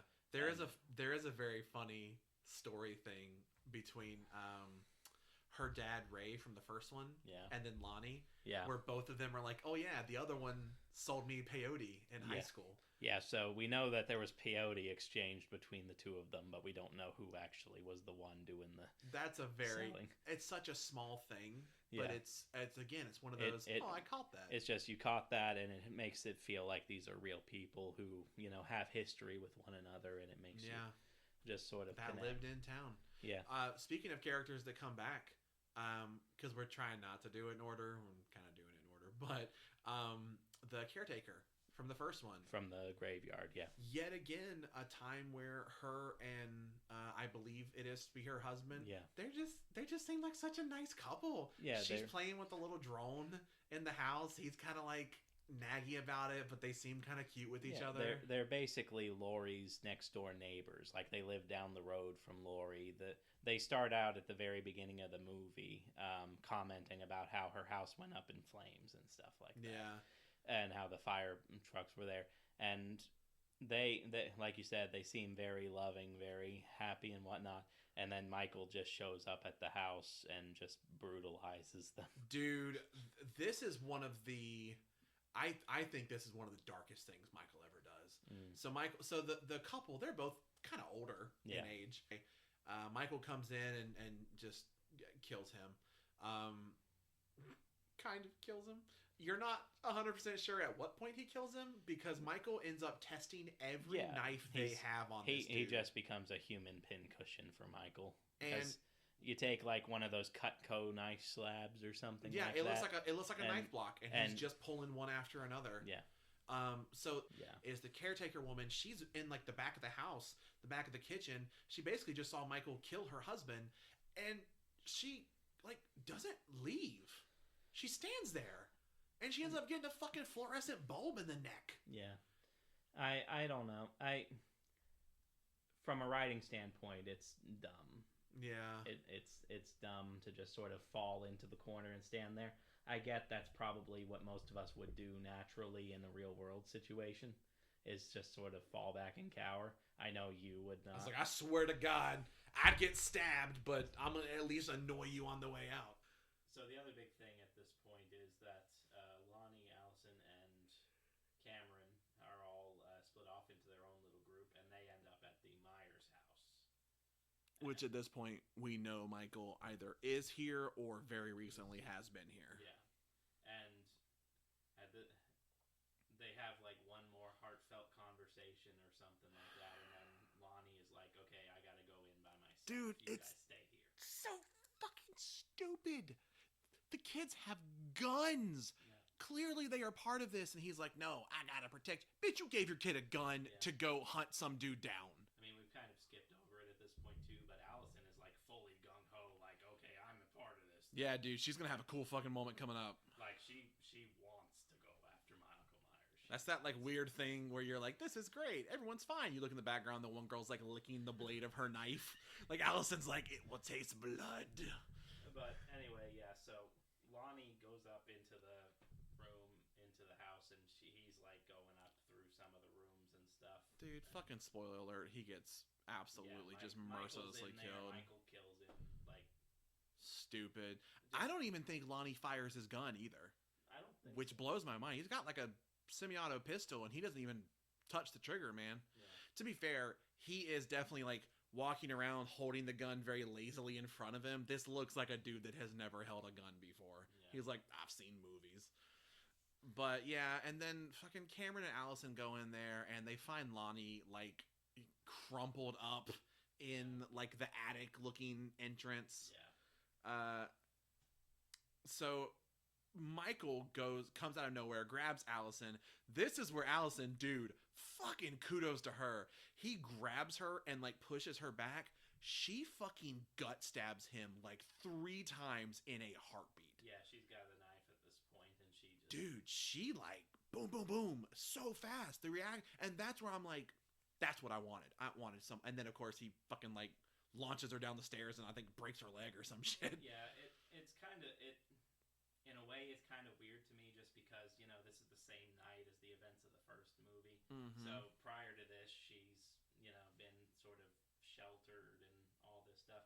I guess fight or flight will get to you at some point. Yeah, and that's what I was thinking is like, really, we have not seen her in a true fight or flight moment with Michael yet, except the very first time. Yeah. When she sees her dead friend in front of her. Yeah. And she pieces out. But at this point, he's coming directly at her. She's like, get fucked, dude. Yeah. So, yeah, at this point, then Cameron tries to oh my God. come back and just get Michael and save Allison and all that. Cameron has like the most drawn out fucking death, yeah, dude. Michael takes his time with this one. There's like 4 different times you're like, okay, now he's dead. Okay, now he's dead. He gets shoved through the banisters and and like pulled down them. All the banisters are breaking on his fucking neck. Pulled down them. He gets like pushed down onto like one of the busted banister pieces, and then finally Michael just fucking snaps his neck. It's. I feel like it's drawn out too much. It's drawn out, and it's a bit too unnecessarily brutal. I feel like because like outside of that one moment in the first movie, he hasn't been shown to be like a bad guy. And see, that's what fucking kills me is in horror movies, there's definitely a thing where when someone has a brutal death, but they're like a bad person in the movie, you're like, fuck yeah. But this movie, the 2 most brutal deaths are people we haven't really seen do anything either bad or that bad. Even, you know, the stuff in the first movie with him doesn't mean he deserves to be murdered like this. Yeah, I don't know. But yeah, and then Michael's coming down the stairs at Allison, and he gets over her, and there's this kind of weird thing where she's like, do it, just do it. And I'm like, all right. I'd have yelled something different. Yeah, and it turns out, I guess she's talking really to Karen. Yeah. Karen's shown up now, has a pitchfork, and just stabs fucking Michael puts it through his back, dude. So. And like, he kind of goes down for a minute, and then she pulls it out, and then she grabs his mask. I fucking love this. Would be so fucking funny because Allison is in the house on the ground with a fucked up leg. Michael is between Karen and Allison, and Karen's like, "Come get your mask." How fucked up would it be if he was like, "I don't give a shit," closes the door and just proceeds to murder Allison, and Karen's like, "Well, that plan went to shit." Yeah, that would have been bad, but obviously that's not the way it goes because Michael needs his mask. Yeah. As we pointed out in the coverage of the first movie, like that's what makes Michael Michael. That's what makes him whole. Yeah. Is having the mask. That's his big thing. So he goes after Karen. Karen runs out into the night. Dude. And she leads him right into the fucking mob. Into the mob. This is the scene where I swear if I did not know that there was a trilogy, as soon as they show up, I'm like, holy shit, this is the end of Michael Myers. Yeah. Like, he's done. Like, you've got 20 some odd people. Yeah, there's no fucking way. They got guns, axes, pitchforks, knives. One person has an iron. It's extremely weird.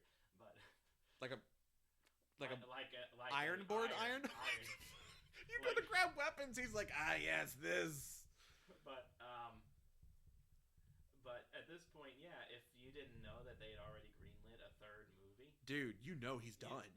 There's absolutely no way, and they just go to town on Michael. Like, everybody's taking shots. They're shooting him. They're stabbing him, and he's taking it, and he's just going down. He's trying to fight back a little bit. He's trying to fight back, but there's just nothing. He's swamped. And then, as he's finally laying on the ground and about done, Karen takes the knife and stabs him in the back. And, you're led to think, oh, well, that's the end of Michael. He's dead. They got him. Everybody's kind of celebrating. And then Karen goes back to go see about Allison. And then it's at this point that you get this monologue from Laurie about how Michael... Yeah, you remember Laurie? Remember her being in the fucking movie?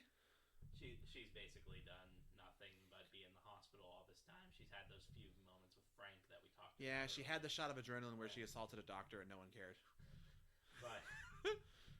But she's talking to Frank about all of this and she basically goes on this monologue about how Michael is a force of nature who gets stronger with every kill and all that. And so you're sitting here and you're telling me throughout these first two movies that Michael's not supposed to be supernatural. But he just got shot, stabbed, beaten. And I mean, like, seriously, I said it in, like, the first episode, when we talk about the first movie. The knife that she puts in his back, dude, that's hitting something fucking vital. Yeah. And it is not, she buries, like, a chef's knife up to the fucking handle in his back.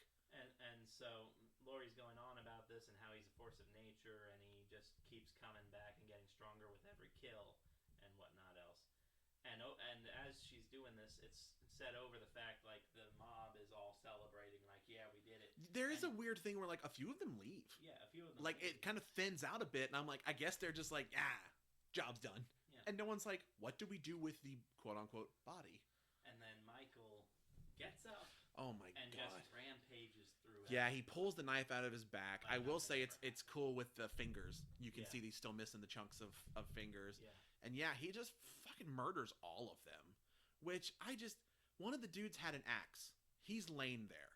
Yeah. Chop his head off. Chop legs off. Something. Like, very clearly you could not actually kill Michael off at the end of this movie. I think they could have. I have ideas of how they could have. With the way that they went. I think even a different way. I think they could have gone with Allison. And give her, like, a Jamie Lloyd sort of situation. That would have been... I think it would have been better than what we got. That would have been interesting than what happened in Ends. They went a completely different way with Ends. But, And yeah, he murders all of them. Fucking Karen has the idea of, I want to see what he sees when he stands up here and looks out. Because again, she's been shown in this movie to have been like a child psychologist. So yeah. She's seeing Michael as just this, she thinks Michael is still just this kid trapped in this adult body. And he's got and all this stuff. So she's trying to understand the kid, Michael. And so she goes up to the room and looks out through the same window that everybody's been looking out all this time to see what Michael's looking for. Comes in through the same back door he used before. Yeah, and so Michael kills Karen. Yep. Just straight up murders her, and that's the end of the movie. He straight up just kills at the end a major secondary character. Yep. And it's really not addressed that much going into ends. So, like, dude, every one of these movies has one death that really I'm just like that. I fucking hate that one. Yeah. It's the babysitter in the first one, and it's Karen in this one. This one I think is purely for shock value. 100%. Like, is to leave that sort of feeling at the very end, like we know Michael's alive. He needed to get one more kill. He just got 50. He really needed one fucking more. To be one of the major characters, I guess, and it wasn't going to be Lori, and it wasn't going to be Allison. So that would have been really funny if she like looks out and you just see Michael show up at the hospital. I say that Laurie's full of adrenaline at this point. She's got it. Yeah. I don't. That dude, really, that's it. That's it for kills. Like, it's something. It's still, like we said at the beginning of the episode. There's still like good stuff in this movie. Yeah, this is the one. I think I maybe said this to you. I don't remember if it was on an episode of this or just at some point in time, but in The West Wing, which is our favorite TV show, there's a scene where two writers are talking to each other, and one of them they're reviewing each other's writing, and one of them says there's just no blood going to it anymore, and the other guy's like, you got blood going to it like 100 different ways. Not all of it is good.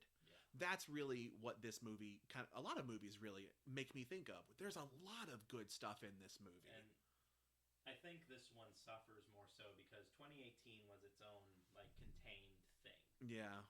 Maybe, it's the Halloween franchise, so you kind of assume that there's probably going to be a sequel or two in there. But I don't think they truly thought like where they were going. They announced it, and then they kind of had to. And they kind of had to go with it, and that's a problem that a lot of like really modern trilogies. Oh yeah, had. Star Wars is the first one I think of. Yeah, because. And then we get to Halloween Ends. And yay! You know what? The name is right. It ends.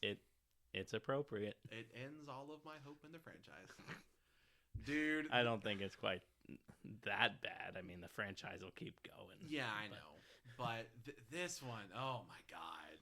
You know, for all of the stuff that we said about there being good and bad stuff in the second one, obviously it is the same for the third one. I just feel like the percentages are very different.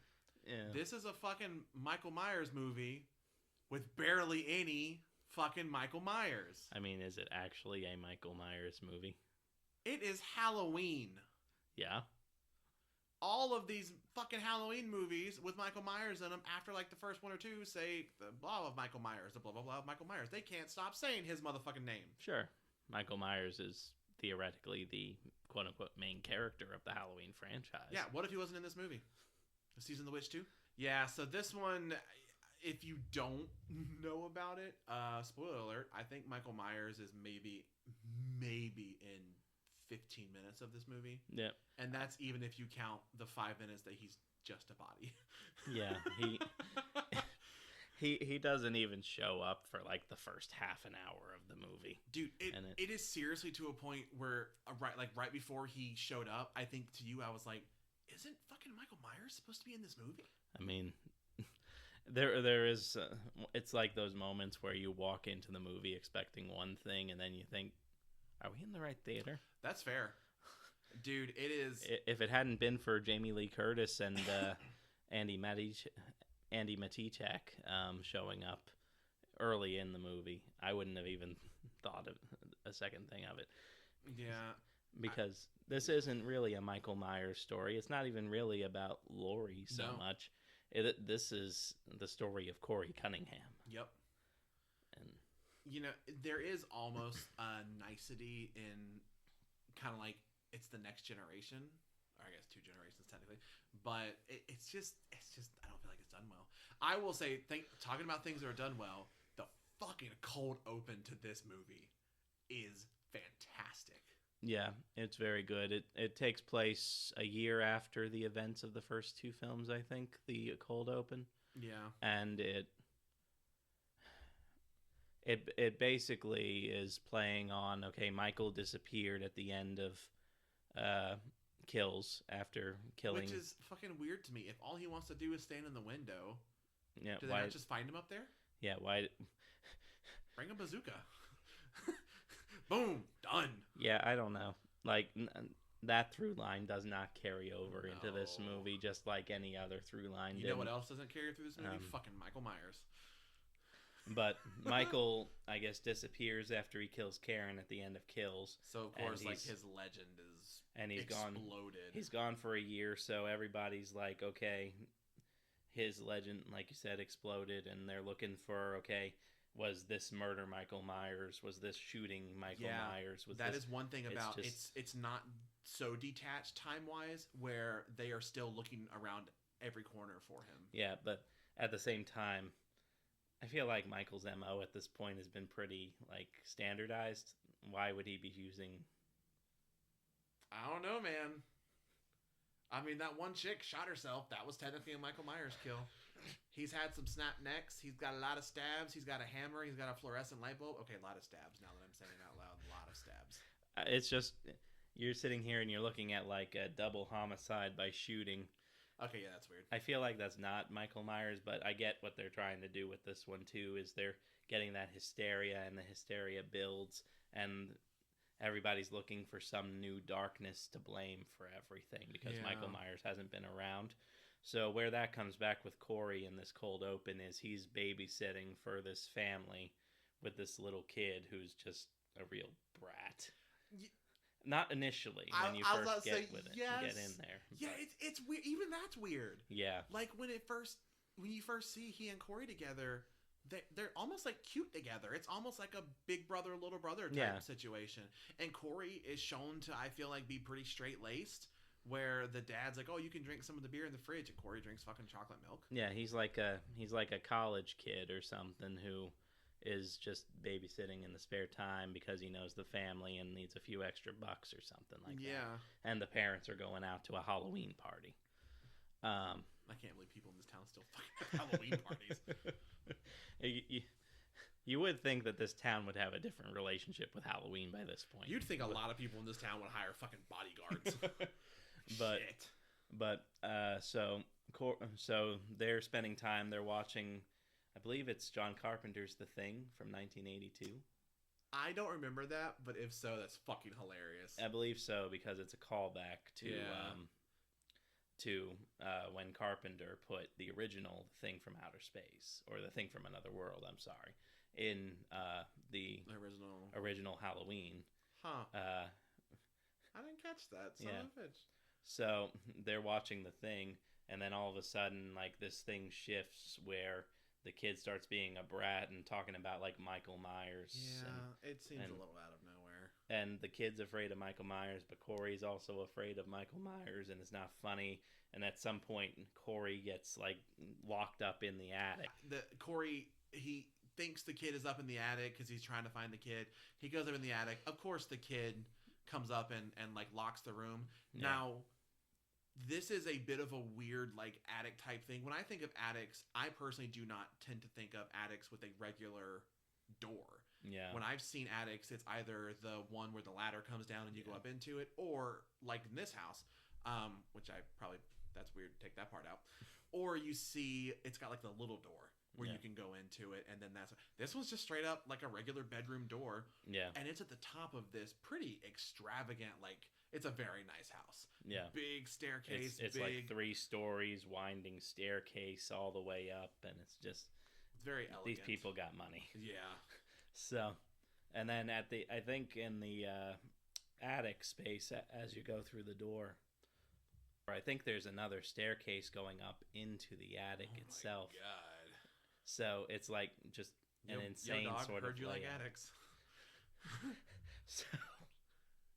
So, at this point, now Corey's got it in his mind, okay, the knife was missing, so is Michael around? He gets locked in, and the kid's just kind of taunting him on the other side of the door, saying, "Oh, he's gonna get you, he's gonna get you." Yeah. And he is, like, beating on this door, dude. He's beating on Not this door. Not the kid, Corey. Yeah. Corey's trying to beat down this door, trying to get out, telling the kid, hey, let me out, let me out, let me out. And he's just freaking out more and more and more. And then at this point, the parents come back in. At this point, the parents come back in from their Halloween party. And they're walking in, and all of a sudden, the kid just comes crashing down to the floor. Dude, he fucking splats on that floor. And it's because Corey has finally gotten so freaked out that he's kicked the door open and sent the kid flying over the railing. Yeah, so the way it's set up is that if you were to open the door to the attic and take maybe like 3 steps, you are at a banister looking down on the bottom floor. And again, it is a pretty good drop. And yeah, he kicks open the door, hits the kid goes flying over the balcony just in time for the parents to come home. Boom, scream, Halloween. And then, of course, they have just enough time to look up and see Corey standing at the edge of the railing. And, yeah, cut to Halloween opening. And just, like... Dude, what do you even say? That's a good fucking opening. I mean, it's they kind of peaked a little early for this movie. It's great suspense, and it's great, and it's a great bit of filmmaking to really build that tension and that fear. Like, is Michael actually in this house right now? Yeah. And then to drop that on us. So now the whole story is following Corey. It cuts to 3 years later, and Corey is just this pariah in town. Yeah. Like, this kid's even got band kids bullying him. You know, that is very interesting to me, in the fact that the kids who drive around and, like, pick on him and pick on people, it's not the jocks. It's straight up band kids. Yeah, and this kid's like 25 years old. These kids are going around picking on adults. And high school seniors, and they're band kids. Yeah, like... I'm not saying it's not possible, but we were in band in high school. Like... Well, I'm also 6'4", so I feel like, and image-wise, I feel like we are a bit more intimidating than the little punk kids in this car. Perhaps, but even then, like, who's actually sitting here thinking that a band kid's going to be, like, the bully and intimidating? I don't know. Good subversion of expectations. Yeah, they sell it pretty well. They sell it well, and, you know, it's wild, but I don't know. It's just weird, it's man. Weird. There is a scene early on that, when I mentioned earlier about the whole me being psychic thing. So Corey's fucking drinking his chocolate milk. He goes in this like gas station, it looks almost like a bottle of Yoo-Hoo, but obviously not. Yeah. Like Yoo-Hoo. And he gets mad and he just squeezes it in his hand and he shatters it. And there's a pretty like kind of gross thing where it cuts his hand really bad. And he picks the glass out of it. But immediately, I'm like, dude, I know a lot of people think that glass is very breakable, and it is.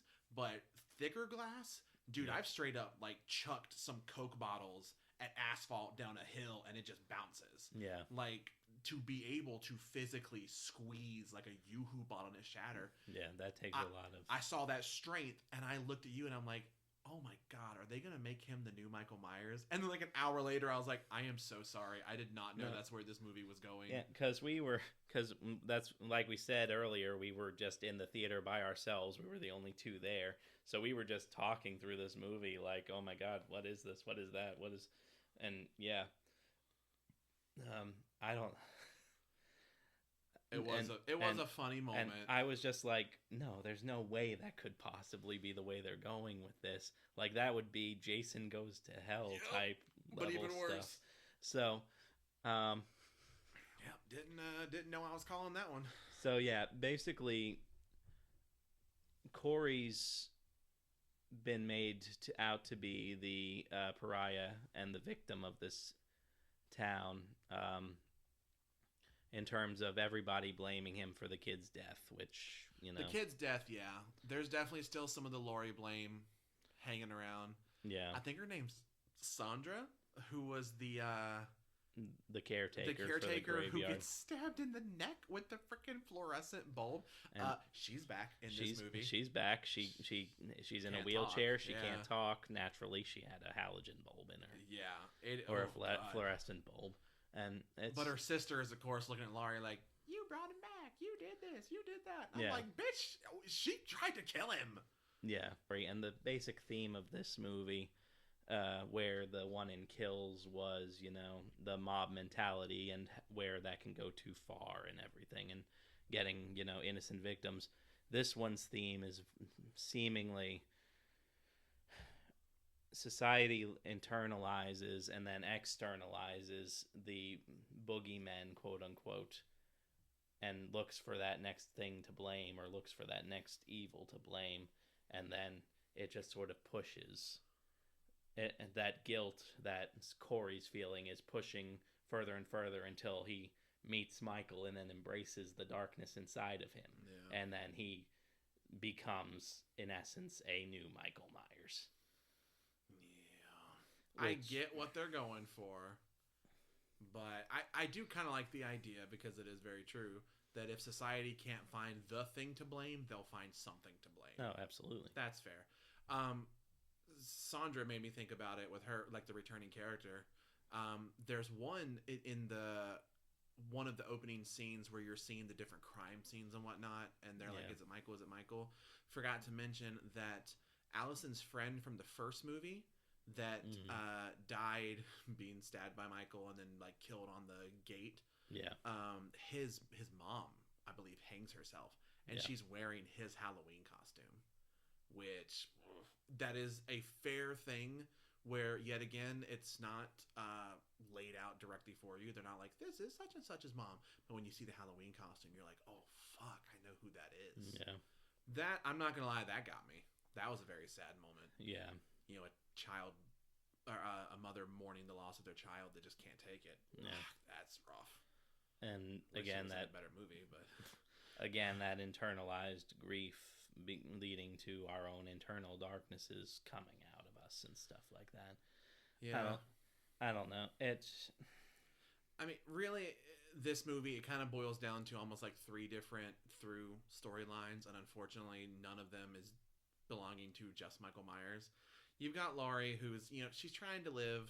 She's trying to form traditions and take care of Allison. She's trying to move past the Michael Myers trauma, even though the loss of her daughter. And the loss of her daughter, even though Michael is still out there somewhere. Yeah, she's not actively still hunting him. No more armories. No, she's just suburban grandma now, baking pumpkin pies and stuff like that for Halloween, and she's writing I guess a memoir basically about her experiences and what she's learned over the years of dealing with her trauma and stuff like that, which is an interesting idea for where Laurie's at this point. When you talk about trauma, towards the end, there's a scene that is a little gut-wrenching to watch. Yeah. That is one thing in this movie that even though I don't like the movie, her and Allison, I still thoroughly enjoy both of them. Allison's character has some weird fucking shit. Yeah, I don't know. A lot of the choices with Allison are just weird.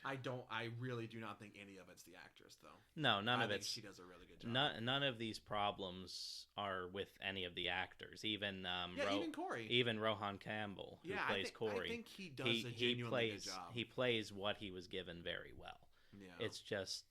I feel like we got really defensive of everyone really fast.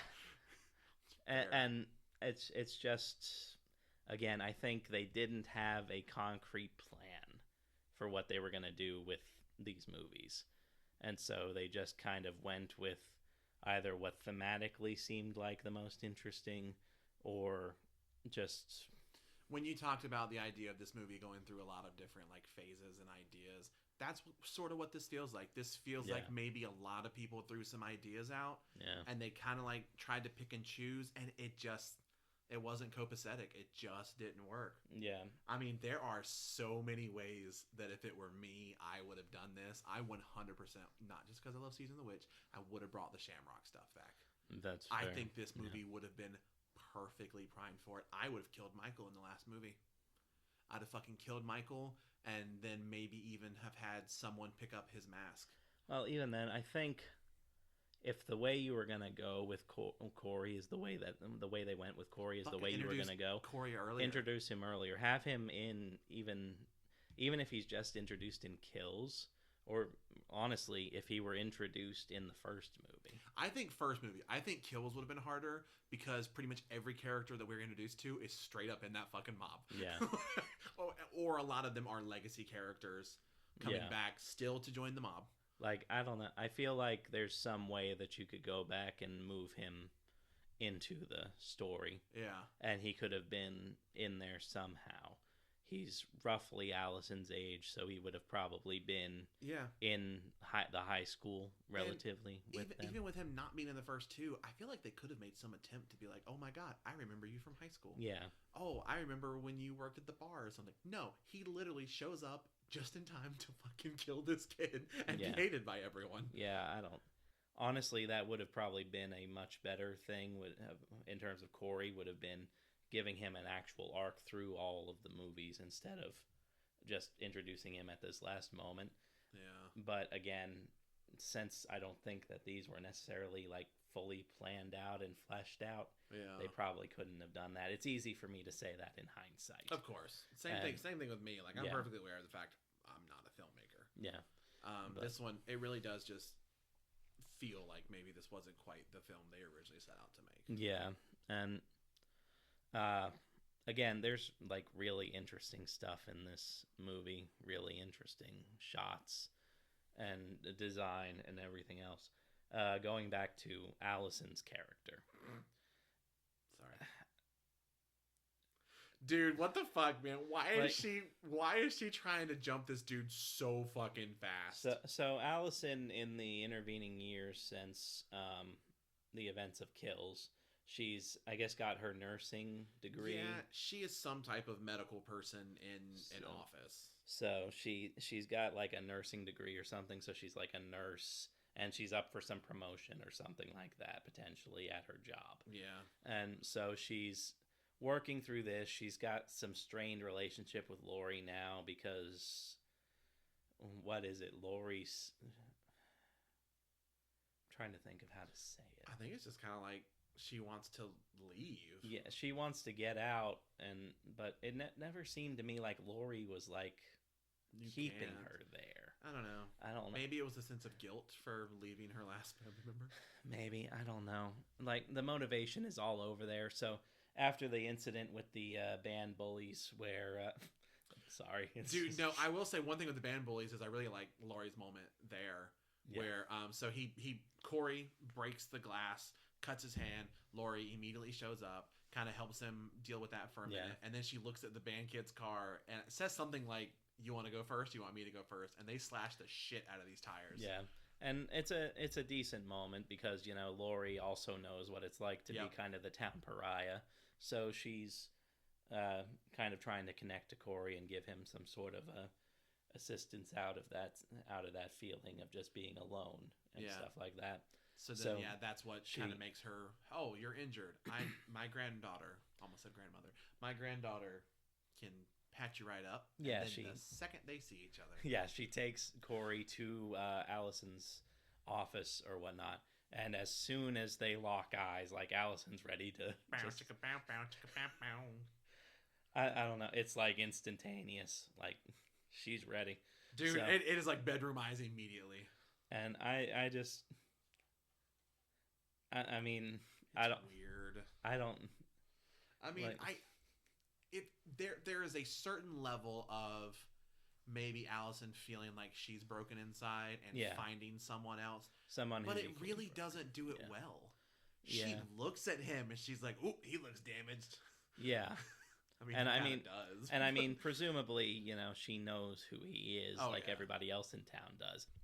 So yeah, Laurie brings Corey to Allison's workplace, sort of to set up this meet cute situation where, you know, okay, Allison's just broken up with her townie cop boyfriend in the recent past. We'll see more of him later. And so Laurie's kind of trying to also help Allison get out of her funk a little bit. Yeah. What's going on? And they just go through this, I don't know, can we call it self-destructive arc? I guess so. That's not Like, a bad way to think of it. like they're both dealing with their trauma in their own ways, and Allison and Corey go on their first date to this bar, to the same bar that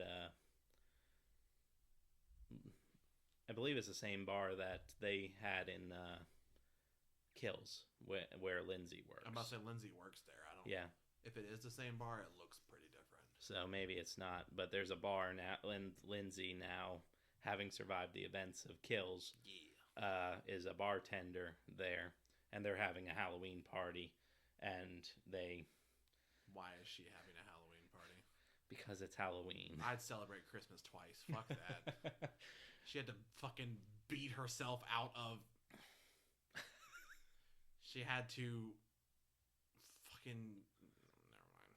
I was gonna say beat her way to freedom with a bag of bricks. Line doesn't sound right. Oh. So yeah, Lindsay is the bartender here at this bar. They go to this Halloween party. Corey and Allison together. Allison's in a cat costume. Corey's got this weird, his mask is fucking weird. Yeah. It's almost like the quality of it looks almost like he went to just a random little Halloween shop. Yeah. But where the fuck did he find this mask? I don't know. It's like a weird scarecrow clown thing? Yeah, I don't know. I guess maybe it's supposed to be eerily reminiscent of like the clown mask that Michael wears in the original movie when he does that. His Is first about kill. The closest thing I can think of. I will say there's a shot with it later that's pretty fucking creepy. Yeah. Like appropriately so. Yeah. I don't. So at this party, they dance and whatever for a little bit, and they have a weird like flirt back and forth thing, and then they run into the mother of the kid that Corey killed. This brings up all kinds of extra like drama and trauma. Dude, why the fuck does Corey still live here? Yeah. Like, Jesus, you're the age, dude. Fucking move. Well, it's because of, I guess, this weird relationship he has with his mother and stuff like that. Yeah. Like, she's very much like Norma Bates in a lot of ways. She's controlling. She has this weird closeness with her son. There's a moment where Lori goes to talk to her about like Corey's behavior with Allison later on in the movie because she's getting concerned about it, and his mother is like, she would be lucky to be with my son, and like weird. It's just. I will say though, on the absolute opposite end is his either dad or stepdad. Yeah, I'm not sure exactly what his relationship is. I was thinking it was dad, but doesn't he like call him by his first name? Yeah, I don't know. There's something in this that made me think stepdad. Yeah, but it just. I will say I genuinely do think that he like cares about Corey. Yeah. He wants to see him. Yeah, this guy's a decent guy, and he wants Corey to be in good shape. He gives Corey a motorcycle to make it easier to get back and forth to like work and stuff like. Yeah, and doesn't he work where?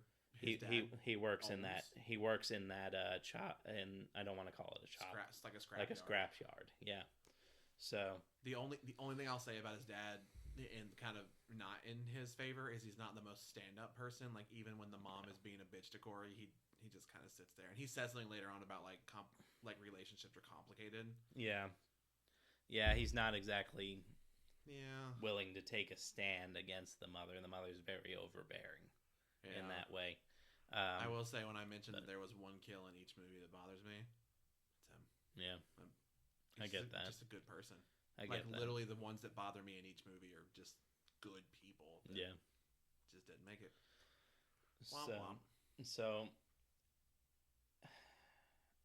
I don't know, where do Allison and Corey even go from there?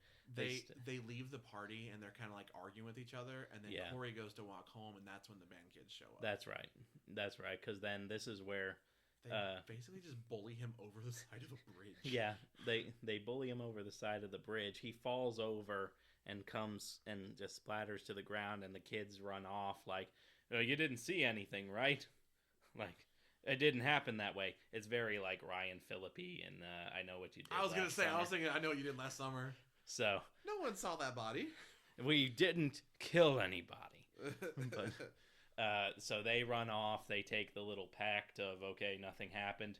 And Corey gets dragged into the sewer by something unseen. Uh, and so at this point, Corey is waking up in the sewers. Michael comes out and kind of like starts to choke him, and then their eyes meet, and Michael just lets him go. Corey escapes. Well, because Michael lets him. I was like, he's kind of like let go, I think. And he comes out. It's the morning now. Yeah. And he runs into this homeless man under the bridge. Yeah, this is weird. And he's a little crazy. A little crazy.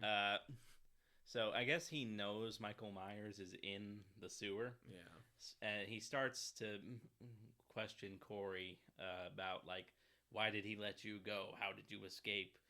You need to go back in there and get me that mask. I'm Michael Myers. Yeah. And in all of this, he's also, like, grabbing onto Corey physically and starting to really shake him, mess around, like, and it just Corey ends up stabbing the guy. He draws a knife on Corey. Yeah. I just watched it. So yeah, the dude says that he's Michael Myers. They get into a little bit of like he's really grabbing onto Corey. He pulls a knife out, which the knife is a little strange to me. It is the cleanest fucking knife blade. I mean, you could like see your reflection in this thing. That's a little strange. But yeah, he pulls the knife out, and he and Corey kind of like go back and forth for a little bit, like just a few seconds, and then Corey turns the knife on him and stabs him. Yeah. So Corey's first kill in this more modern day is kind of a self-defense thing. Yeah. But it starts a downward spiral for Corey. Yeah, and now he definitively knows not only that Michael's still in town, he knows where he is. So then after that, he and Allison are having like a dinner date in a restaurant. Yeah. And then the douchebaggy ex-cop boyfriend we mentioned earlier is there and is kind of like lightly / medium level harassing Allison. Yeah, he's clearly not past the fact that they've broken up and whatnot. He and a few of his cop buddies are there just having dinner or something like that, and he starts having a go at Allison and then at Corey. And, you know, Corey's newfound Michaelness kind of. Yeah, Corey's like, I've got a good, like, mousetrap for you. Yeah. So, after all this, Corey and Allison part ways at the end of the date. And the cop keeps following Corey because, you know, he sees Corey. Oh, okay, this guy's a troublemaker. He killed a kid. So, and Corey knows. And Corey he's knows. Following him. Yeah, Corey knows he's following him. So where does Corey lead him back to? Into the mousetrap, baby. Into the mousetrap, into the sewers, where, guess what? He and Michael just kind of... Yeah, there is a little bit of a thing where the guy kind of starts like fighting back for a minute. Yeah. And you can definitely tell that Michael is weaker. Yeah. But then when they both work together to kill this guy... This is where the really like the supernatural part comes back. Yeah. It's like Michael gets power from it. Yeah, it goes back to that thing from Kills where Laurie's talking about how every kill he becomes stronger and more powerful and whatever. And so like pretty much as soon as Michael puts the knife in the cop, it basically is just like a moment where you can see like his batteries just rejuicing. Yeah. By the way, I forgot to mention the knife. I think is the one that he used to kill Karen as well, because you see like a little part of the wall where he pulls it out and it's still got like blood and shit on it from God knows how long ago. He's like stuck it in the wall of the cave or something like that. Yeah, dude. So if he cuts you and you get away, dude, you're gonna get lockjaw or some shit from that thing. Like, I think that's gross. The least of your problems. If Michael's coming after you, lockjaw's probably well down the road. But yeah, he and Corey have a little double team kill on the cop, and you know, Corey's like, why should the fun end there? My girl got passed up for a promotion. Let's go murder the girl that got the promotion and the dude who passed her up. Yeah, and dude, So yeah, they go to the house of the guy.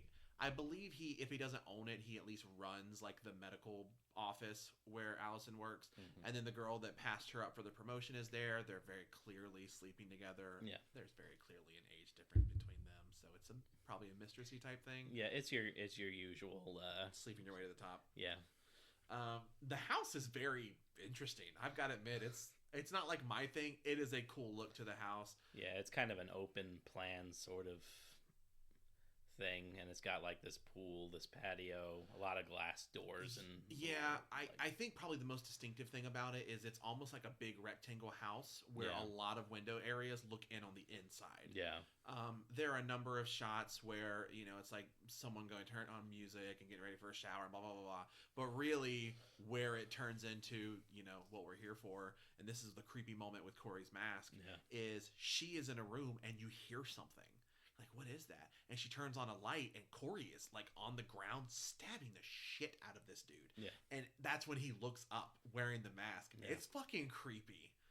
But then this is the moment where I'm like, okay, Michael's got his fucking strength back hard. Yeah. Because he is in the room, somehow behind her. This dude sneaks into dark spaces better than any ninja ever fucking could. And he straight up fucking does the good old pick her up, pin her to the wall with the knife. Yeah, he picks her up with one fucking hand. It's his signature move. Yeah, but like the fact he has his strength back here pisses me the fuck off the next time he and Corey have a scene together. Yeah. But yeah, so they kill the doctor, they kill the woman, and then we have a few scenes where Laurie starts to think, she sees like the look in his eyes and realize something's changed. Well, he's also doing the Michael thing where he's like staring creepily from like bushes. Yeah, I think he's almost like doing the fucking Christine thing where he looks like he's kind of getting cooler as the movie goes. Yeah, he definitely gets that. There's a lot of similarities between Christine and this movie. Yeah, and there is a scene in the middle that is both creepy but pretty cool. Fucking Laurie kind of looks into him and finds out that at night sometimes he sleeps in the blood stain from the kid that he killed. Yeah, he goes back to the house. Yeah, it's fucking weird. But the cool thing is where he's like starting to wake up and he hears a thumping sound. Yeah. And he looks up and Laurie is fucking sitting there in a rocking chair just waiting to monologue to him. And I'm like, you know what? We talk about Michael having a flair for the dramatic. Laurie Strode is the perfect fucking final girl for him. Yeah. Because she does too. Yeah. Is it right after? It's right after the doctor and the nurse get killed that they have that bizarre cut where you think Michael's on the back of the motorcycle, right? Oh my god, yes. Oh my god, where Corey's driving on the motorcycle and you see the hands around his waist, and for a minute you're like, did Michael Myers just ride home from the murder? Like they had to know what they were doing with that cut. I fucking forgot about that. Like there is straight up a scene right after the doctor and the nurse get killed where it cuts straight to Corey on the motorcycle and there's somebody else behind him and they want you to think that it's Michael. And it just would have been hilarious if it was, but it was just Allison in the end. I'm so upset that I forgot about that. I can never forget that. That is just a ridiculous image. Yeah. The important thing at this point for Allison and Corey is that they are both super into each other and they are planning on leaving Haddonfield together. Yeah. Corey has confessed that he's killed someone at this point to Allison, I believe. I have no idea.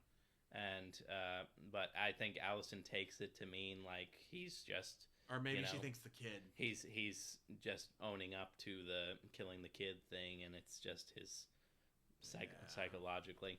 But no, it's straight up like he killed the homeless dude, and now he's killed. Who doesn't question? I killed someone. Who? How hard of a question is that? One word. Well, I mean, honestly, if I'm going to try to date somebody and they tell me they've killed somebody, I'm probably not. I'm going to be like dialing 911 in my pocket. Oh, really? That's so interesting. Please tell me more. Yeah.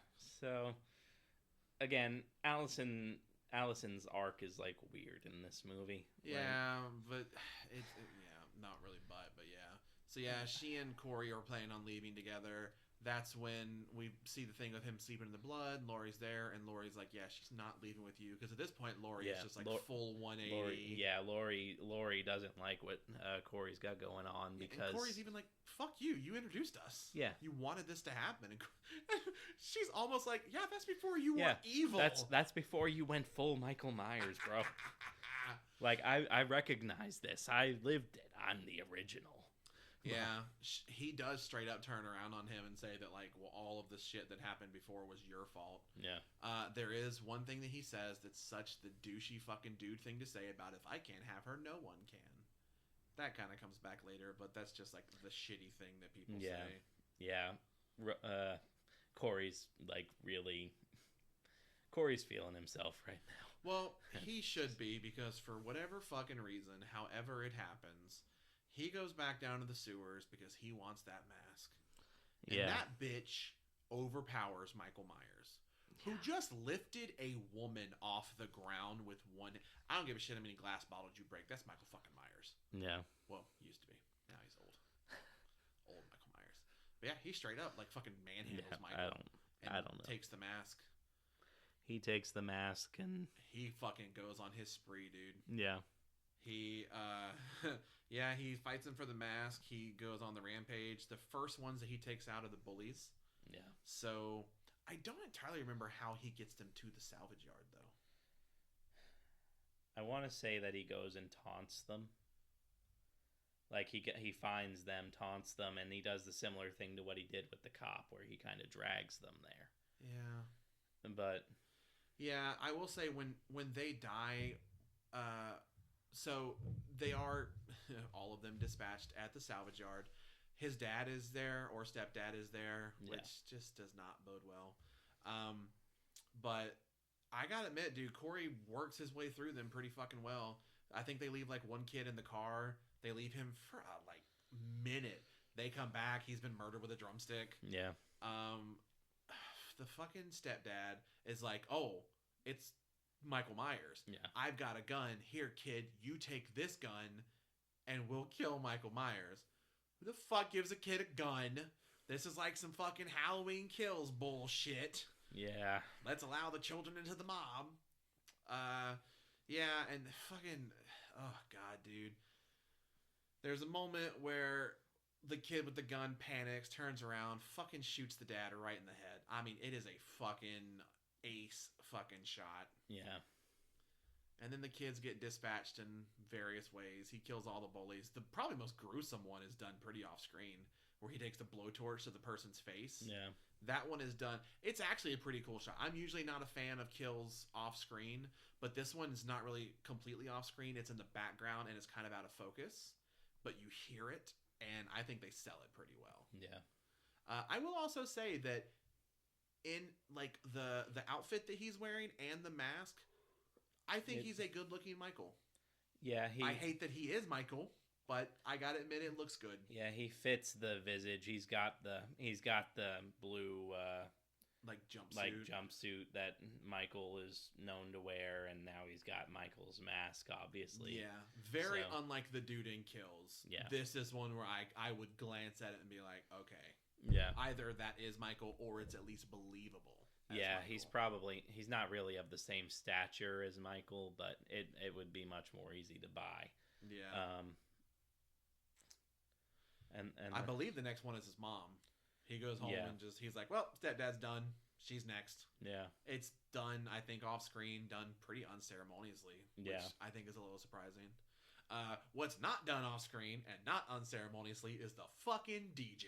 Yeah. Holy shit. I think this is, other than the last kill of the movie, I think this is like the kill of the fucking movie. Yeah. So at this point, is it at this point or did they go earlier? Like the radio DJ's been kind of popping up in and out. It's been a little bit of a through line. We haven't really mentioned it yet, but he is constantly talking about like the conspiracy theory stuff around Michael and the legend of Michael, and he badmouths Laurie, he badmouths Allison. It's real shock jock stuff. Yeah. And so he's been talking about Corey, Allison, Laurie, like you said. And so Corey's kind of fed up with it. I think earlier in the movie, he and Allison had gone to the radio station and kind of climbed up on the roof and whatnot a little bit. And I think they got antagonized a little bit there by the DJ. And so Corey at this point has gone full Michael. He's continuing his spree, and he goes to the radio station. There is a shot here that makes me think of a callback to Halloween 2018, where you're watching a scene here, and then you see the kill happening in the background. Yeah. Where the DJ, where he's sitting basically facing the camera, directly behind him, a little ways away, is like the little, maybe like the lobby area of the building, and that's where his receptionist lady is, and you see Corey just fucking murder her in the background. Yeah.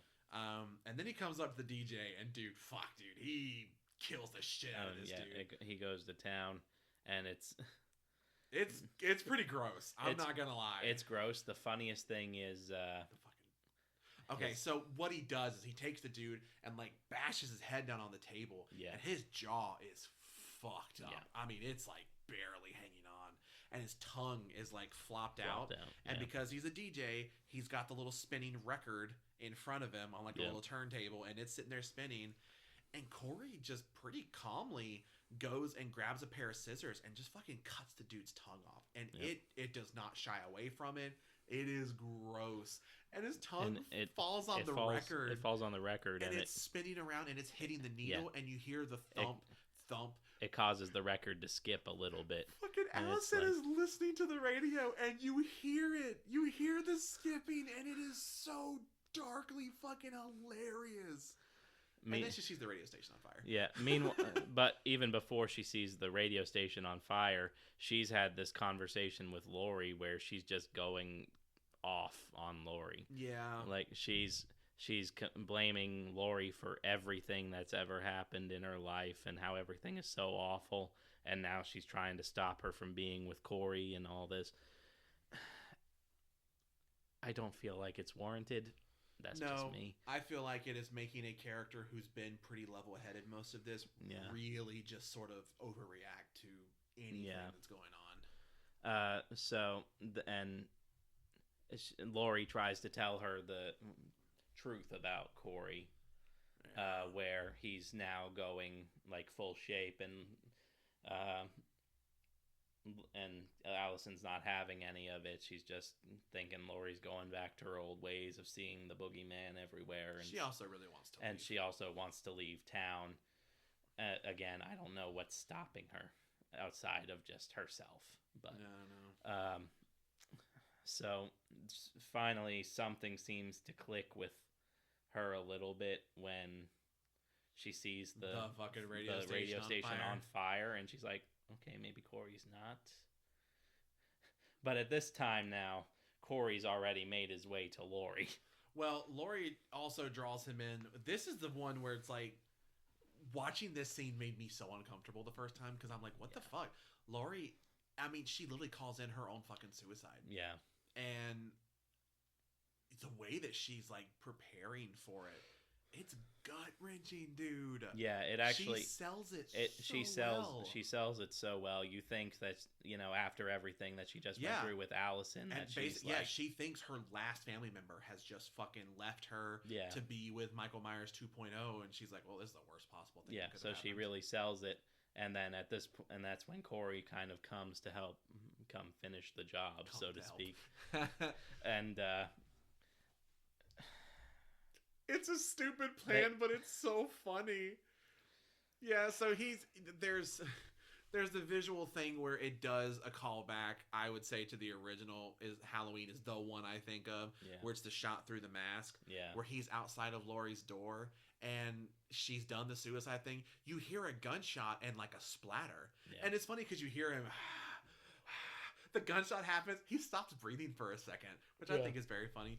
He opens the door, and you see that she shot a pumpkin, and then she aims the gun at him, and she's like, did you really think I would kill myself? And then fucking shoots him. But so she shoots him. She shoots him. I think she shoots him, and he falls down the stairs. He falls down the stairs because he's going up the stairs to get into, like, Laurie's office whatever he should have known better. He does not do well with stairs. And so he falls down the stairs, and then he and Lori have a little scuffle and a little war of words. Not much, but yeah. And he once again goes with the if I can't have her, nobody can. And to be clear, they hear Allison's car pull up. Yeah, so they know that she's there and about to come in. Yeah. And so at this point now, Corey, he stabs himself in the neck. Yeah. Like really off to the side in the neck. Yeah. And she, I think she was like, "Oh, you fucker!" Like she says something to him, like, "Oh God." So of course it's one of those things where Allison walks in, she sees Corey there, seemingly dead, covered in blood, grandma with the knife, and like, "Oh, well, that sucks." She thinks Lori has killed Corey. She runs off again. And then that's when Michael shows up with Lori. What's funny is that Lori just kind of like wanders into the kitchen. Yeah. She's just sort of like wandering away from Corey, and she's like, "Well, that sucks." I say it. She doesn't actually say that, but she wanders away. But yeah, this is where Michael comes in. He is the one that kills Corey. He just fucking snaps that neck. Yeah. Puts his mask back on, and we finally get what I wanted this whole fucking movie to be. We get Laurie Strode versus Michael fucking Myers in the last like 10 minutes of the movie. I gotta admit though, see what fucking kills me is how well everything from here to the end of the movie is done. Yeah, it shows me they can do it. I mean, this is fucking fantastic. From here to the end, I think is absolutely fucking fantastic. Yeah, so it's at this point, like we said, Allison's run off because she thinks Lori killed Corey. Yeah, everything is not the way that it looked. Yeah, she realizes that Lori was right about Corey. Yeah. And she goes back to the house just in time to help with the final battle between Michael and Lori. Yeah, so the thing with Michael and Lori, there is actually a really fucking funny moment in it where he stabs her with a fucking sewing needle. Yeah. That, I swear, if that had been his first line to be like, "How's it feel, bitch?" I would have fucking lost it. Oh my God. But there's a pretty tense thing where he's looking for her. It's very obvious where she is. Yeah. But they're fighting in a kitchen, and they're kind of like fighting in and around like a little living room area. It's fucking solid fight, dude. They're really both fucking giving it their all here. Yeah. But she ends up fucking stabbing his hand down to this like island. She loves her islands and kitchens. I like an island too. So you know what? I can't blame her. She fucking stabs his like right hand down to it. Pulls the refrigerator down on his legs and just pins him onto he's the fucking island. Pinned, and then she like pulls out another knife because she has 1,000 of them. Yeah, and dude, she just fucking starts stabbing this dude. Yeah, she does this kind of weird thing where when I mentioned in the last movie where like Allison was way too into it, you see like that one girl like licking her knife in the background. Lori's a little bit like that here. Which she shows the knife to Michael. It's like, "I'm gonna kill your ass with this." Which I mean. Fair. Yeah, fair. But dude, she like stabs him in the chest. He's got to be down a lung. Yeah. No, she stabs him in the side. He's got to be down a lung. Stabs him in the chest. And I mean, she's really about to fucking finish him off. He rips his hand through the fucking knife blade to grab her. Yeah. It is awesome. And honestly, the way they're setting it up, because she starts seeing all these different flashbacks, you're like, you're like, they're both gonna die here. Yeah. Because honestly, once she puts that knife center of his chest, I'm like, dude, this is another one of those things. There's no way you're walking this off. And she's planting that knife fucking up to the hilt, man. Yeah. Up to the handle. She is stabbing him. But there is a moment where it's almost like she gives in. And then that's where Allison runs in and is like, "No." She snaps his arm like a fucking tree branch. Yeah. I mean, it is gross and awesome. Speaking of gross and awesome, you know how sometimes in horror movies you've got like he's not dead yet? Well, Lori's seen that shit too, and she's not having it. She fucking cuts both of his wrists, pulls his mask up a bit, and just does this slow fucking pull across his throat, and then they kind of like stand there and wait for him to die. Yeah. I mean, dude, he is fucking gone. This is the, no pun intended, the end of fucking Michael Myers. Yeah. Except we need to make sure to double tap. Dude, this is the king of all double taps. So at this point now, everybody and their mother has shown up. Literally, sometimes even and their sister, because fucking Sandra's there. Has shown up to like the house, And like even the sheriff, who's had no role in this story. I don't even think he has any lines in this. No, I think he has one line. He says Evil something. dies tonight? No, that'd be really fucking no, funny. but I don't think anybody says "Evil dies tonight." I don't remember it, but really he says something about. No, it's because it's something about. Oh, this isn't the way we do it tonight. It is. This isn't how we do it tonight. It is. The sheriff says tonight it is. Yeah, dude. They fucking strap him to the top of their car. They strap him to the car and they just have this processional all the way to the scrapyard. Yeah, and to be clear, when we say everyone, it is not just a town full of extras. It is every single character that has been introduced in any of the first two movies and in this one that is still alive. Yeah. It is 100% of them. Fucking Julius is there. Yeah. And it takes you a kind of minute because it's been a while. Yeah. I mean, every single person that's still alive is there. Yeah. And so they've had this processional and they drag him up onto this scrap shredder. It's like, one of the big industrial shredders. Yeah. And just to make sure they double tap and make sure Michael Myers can never come back, even if he's already not coming back, I would think. Dude, they drop him in. Just chuck him in. He breaks in half, and then his head pops like a fucking balloon. Yeah. It is gross, and it is awesome. It's so good. I mean, that's the definitive. There's no fucking way. And thus, the ends of Halloween ends. Yeah, the only thing after this really is Allison does decide that she's going to leave. Yeah, which, again, what was really stopping her? Fucking fair.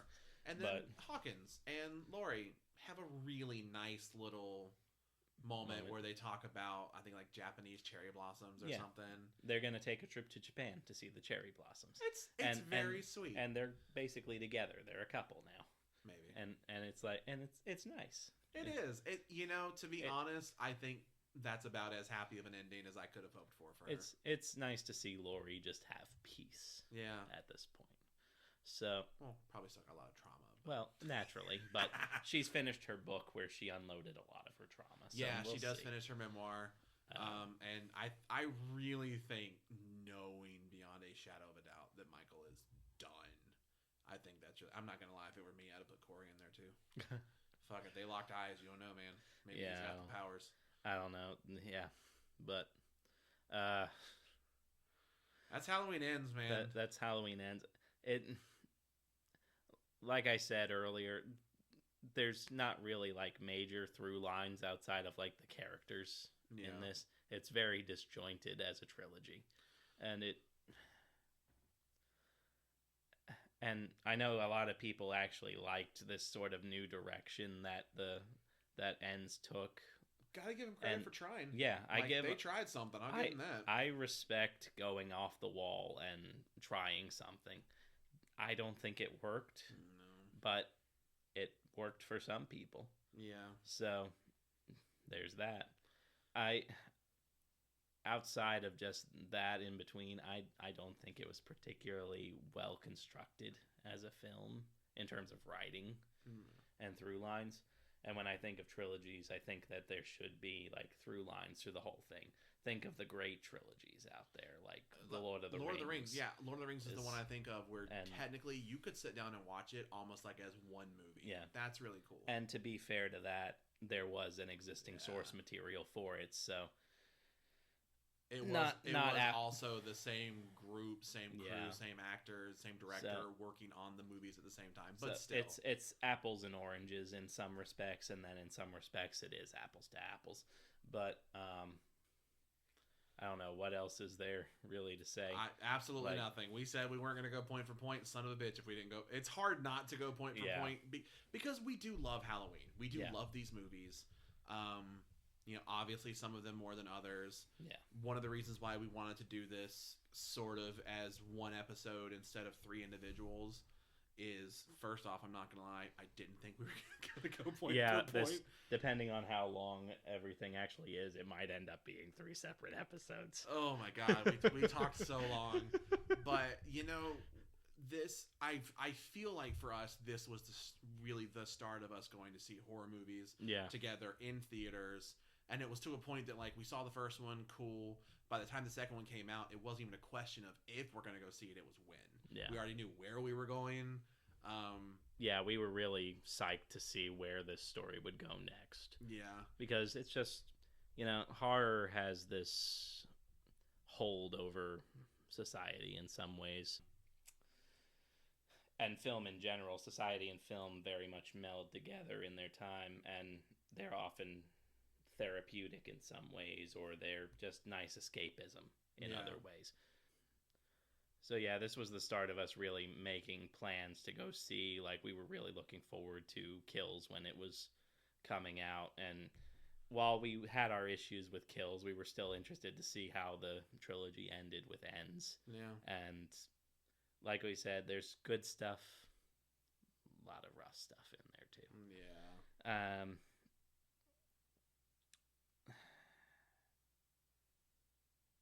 Yeah. And yeah, that'll pretty much do it for the newer Halloween trilogy from us. Again, we are doing a lot of horror-heavy content early on in this series. That's 100% my fault. But we will be branching out. We have plenty of other plans for future episodes going forward, so we hope you'll keep up with us. Yeah, and if you have suggestions for videos, absolutely leave them in the comments. We are absolutely down for new ideas. I particularly like the idea of people giving us ideas that aren't things we thought of, just to give us more things to watch, more things to read, play, whatever it is. I fully encourage healthy debate and healthy suggestions and comments and discussion. Yeah. So. But yeah, so I'm Bradley. And I'm Brendan. And this has been Story Proof.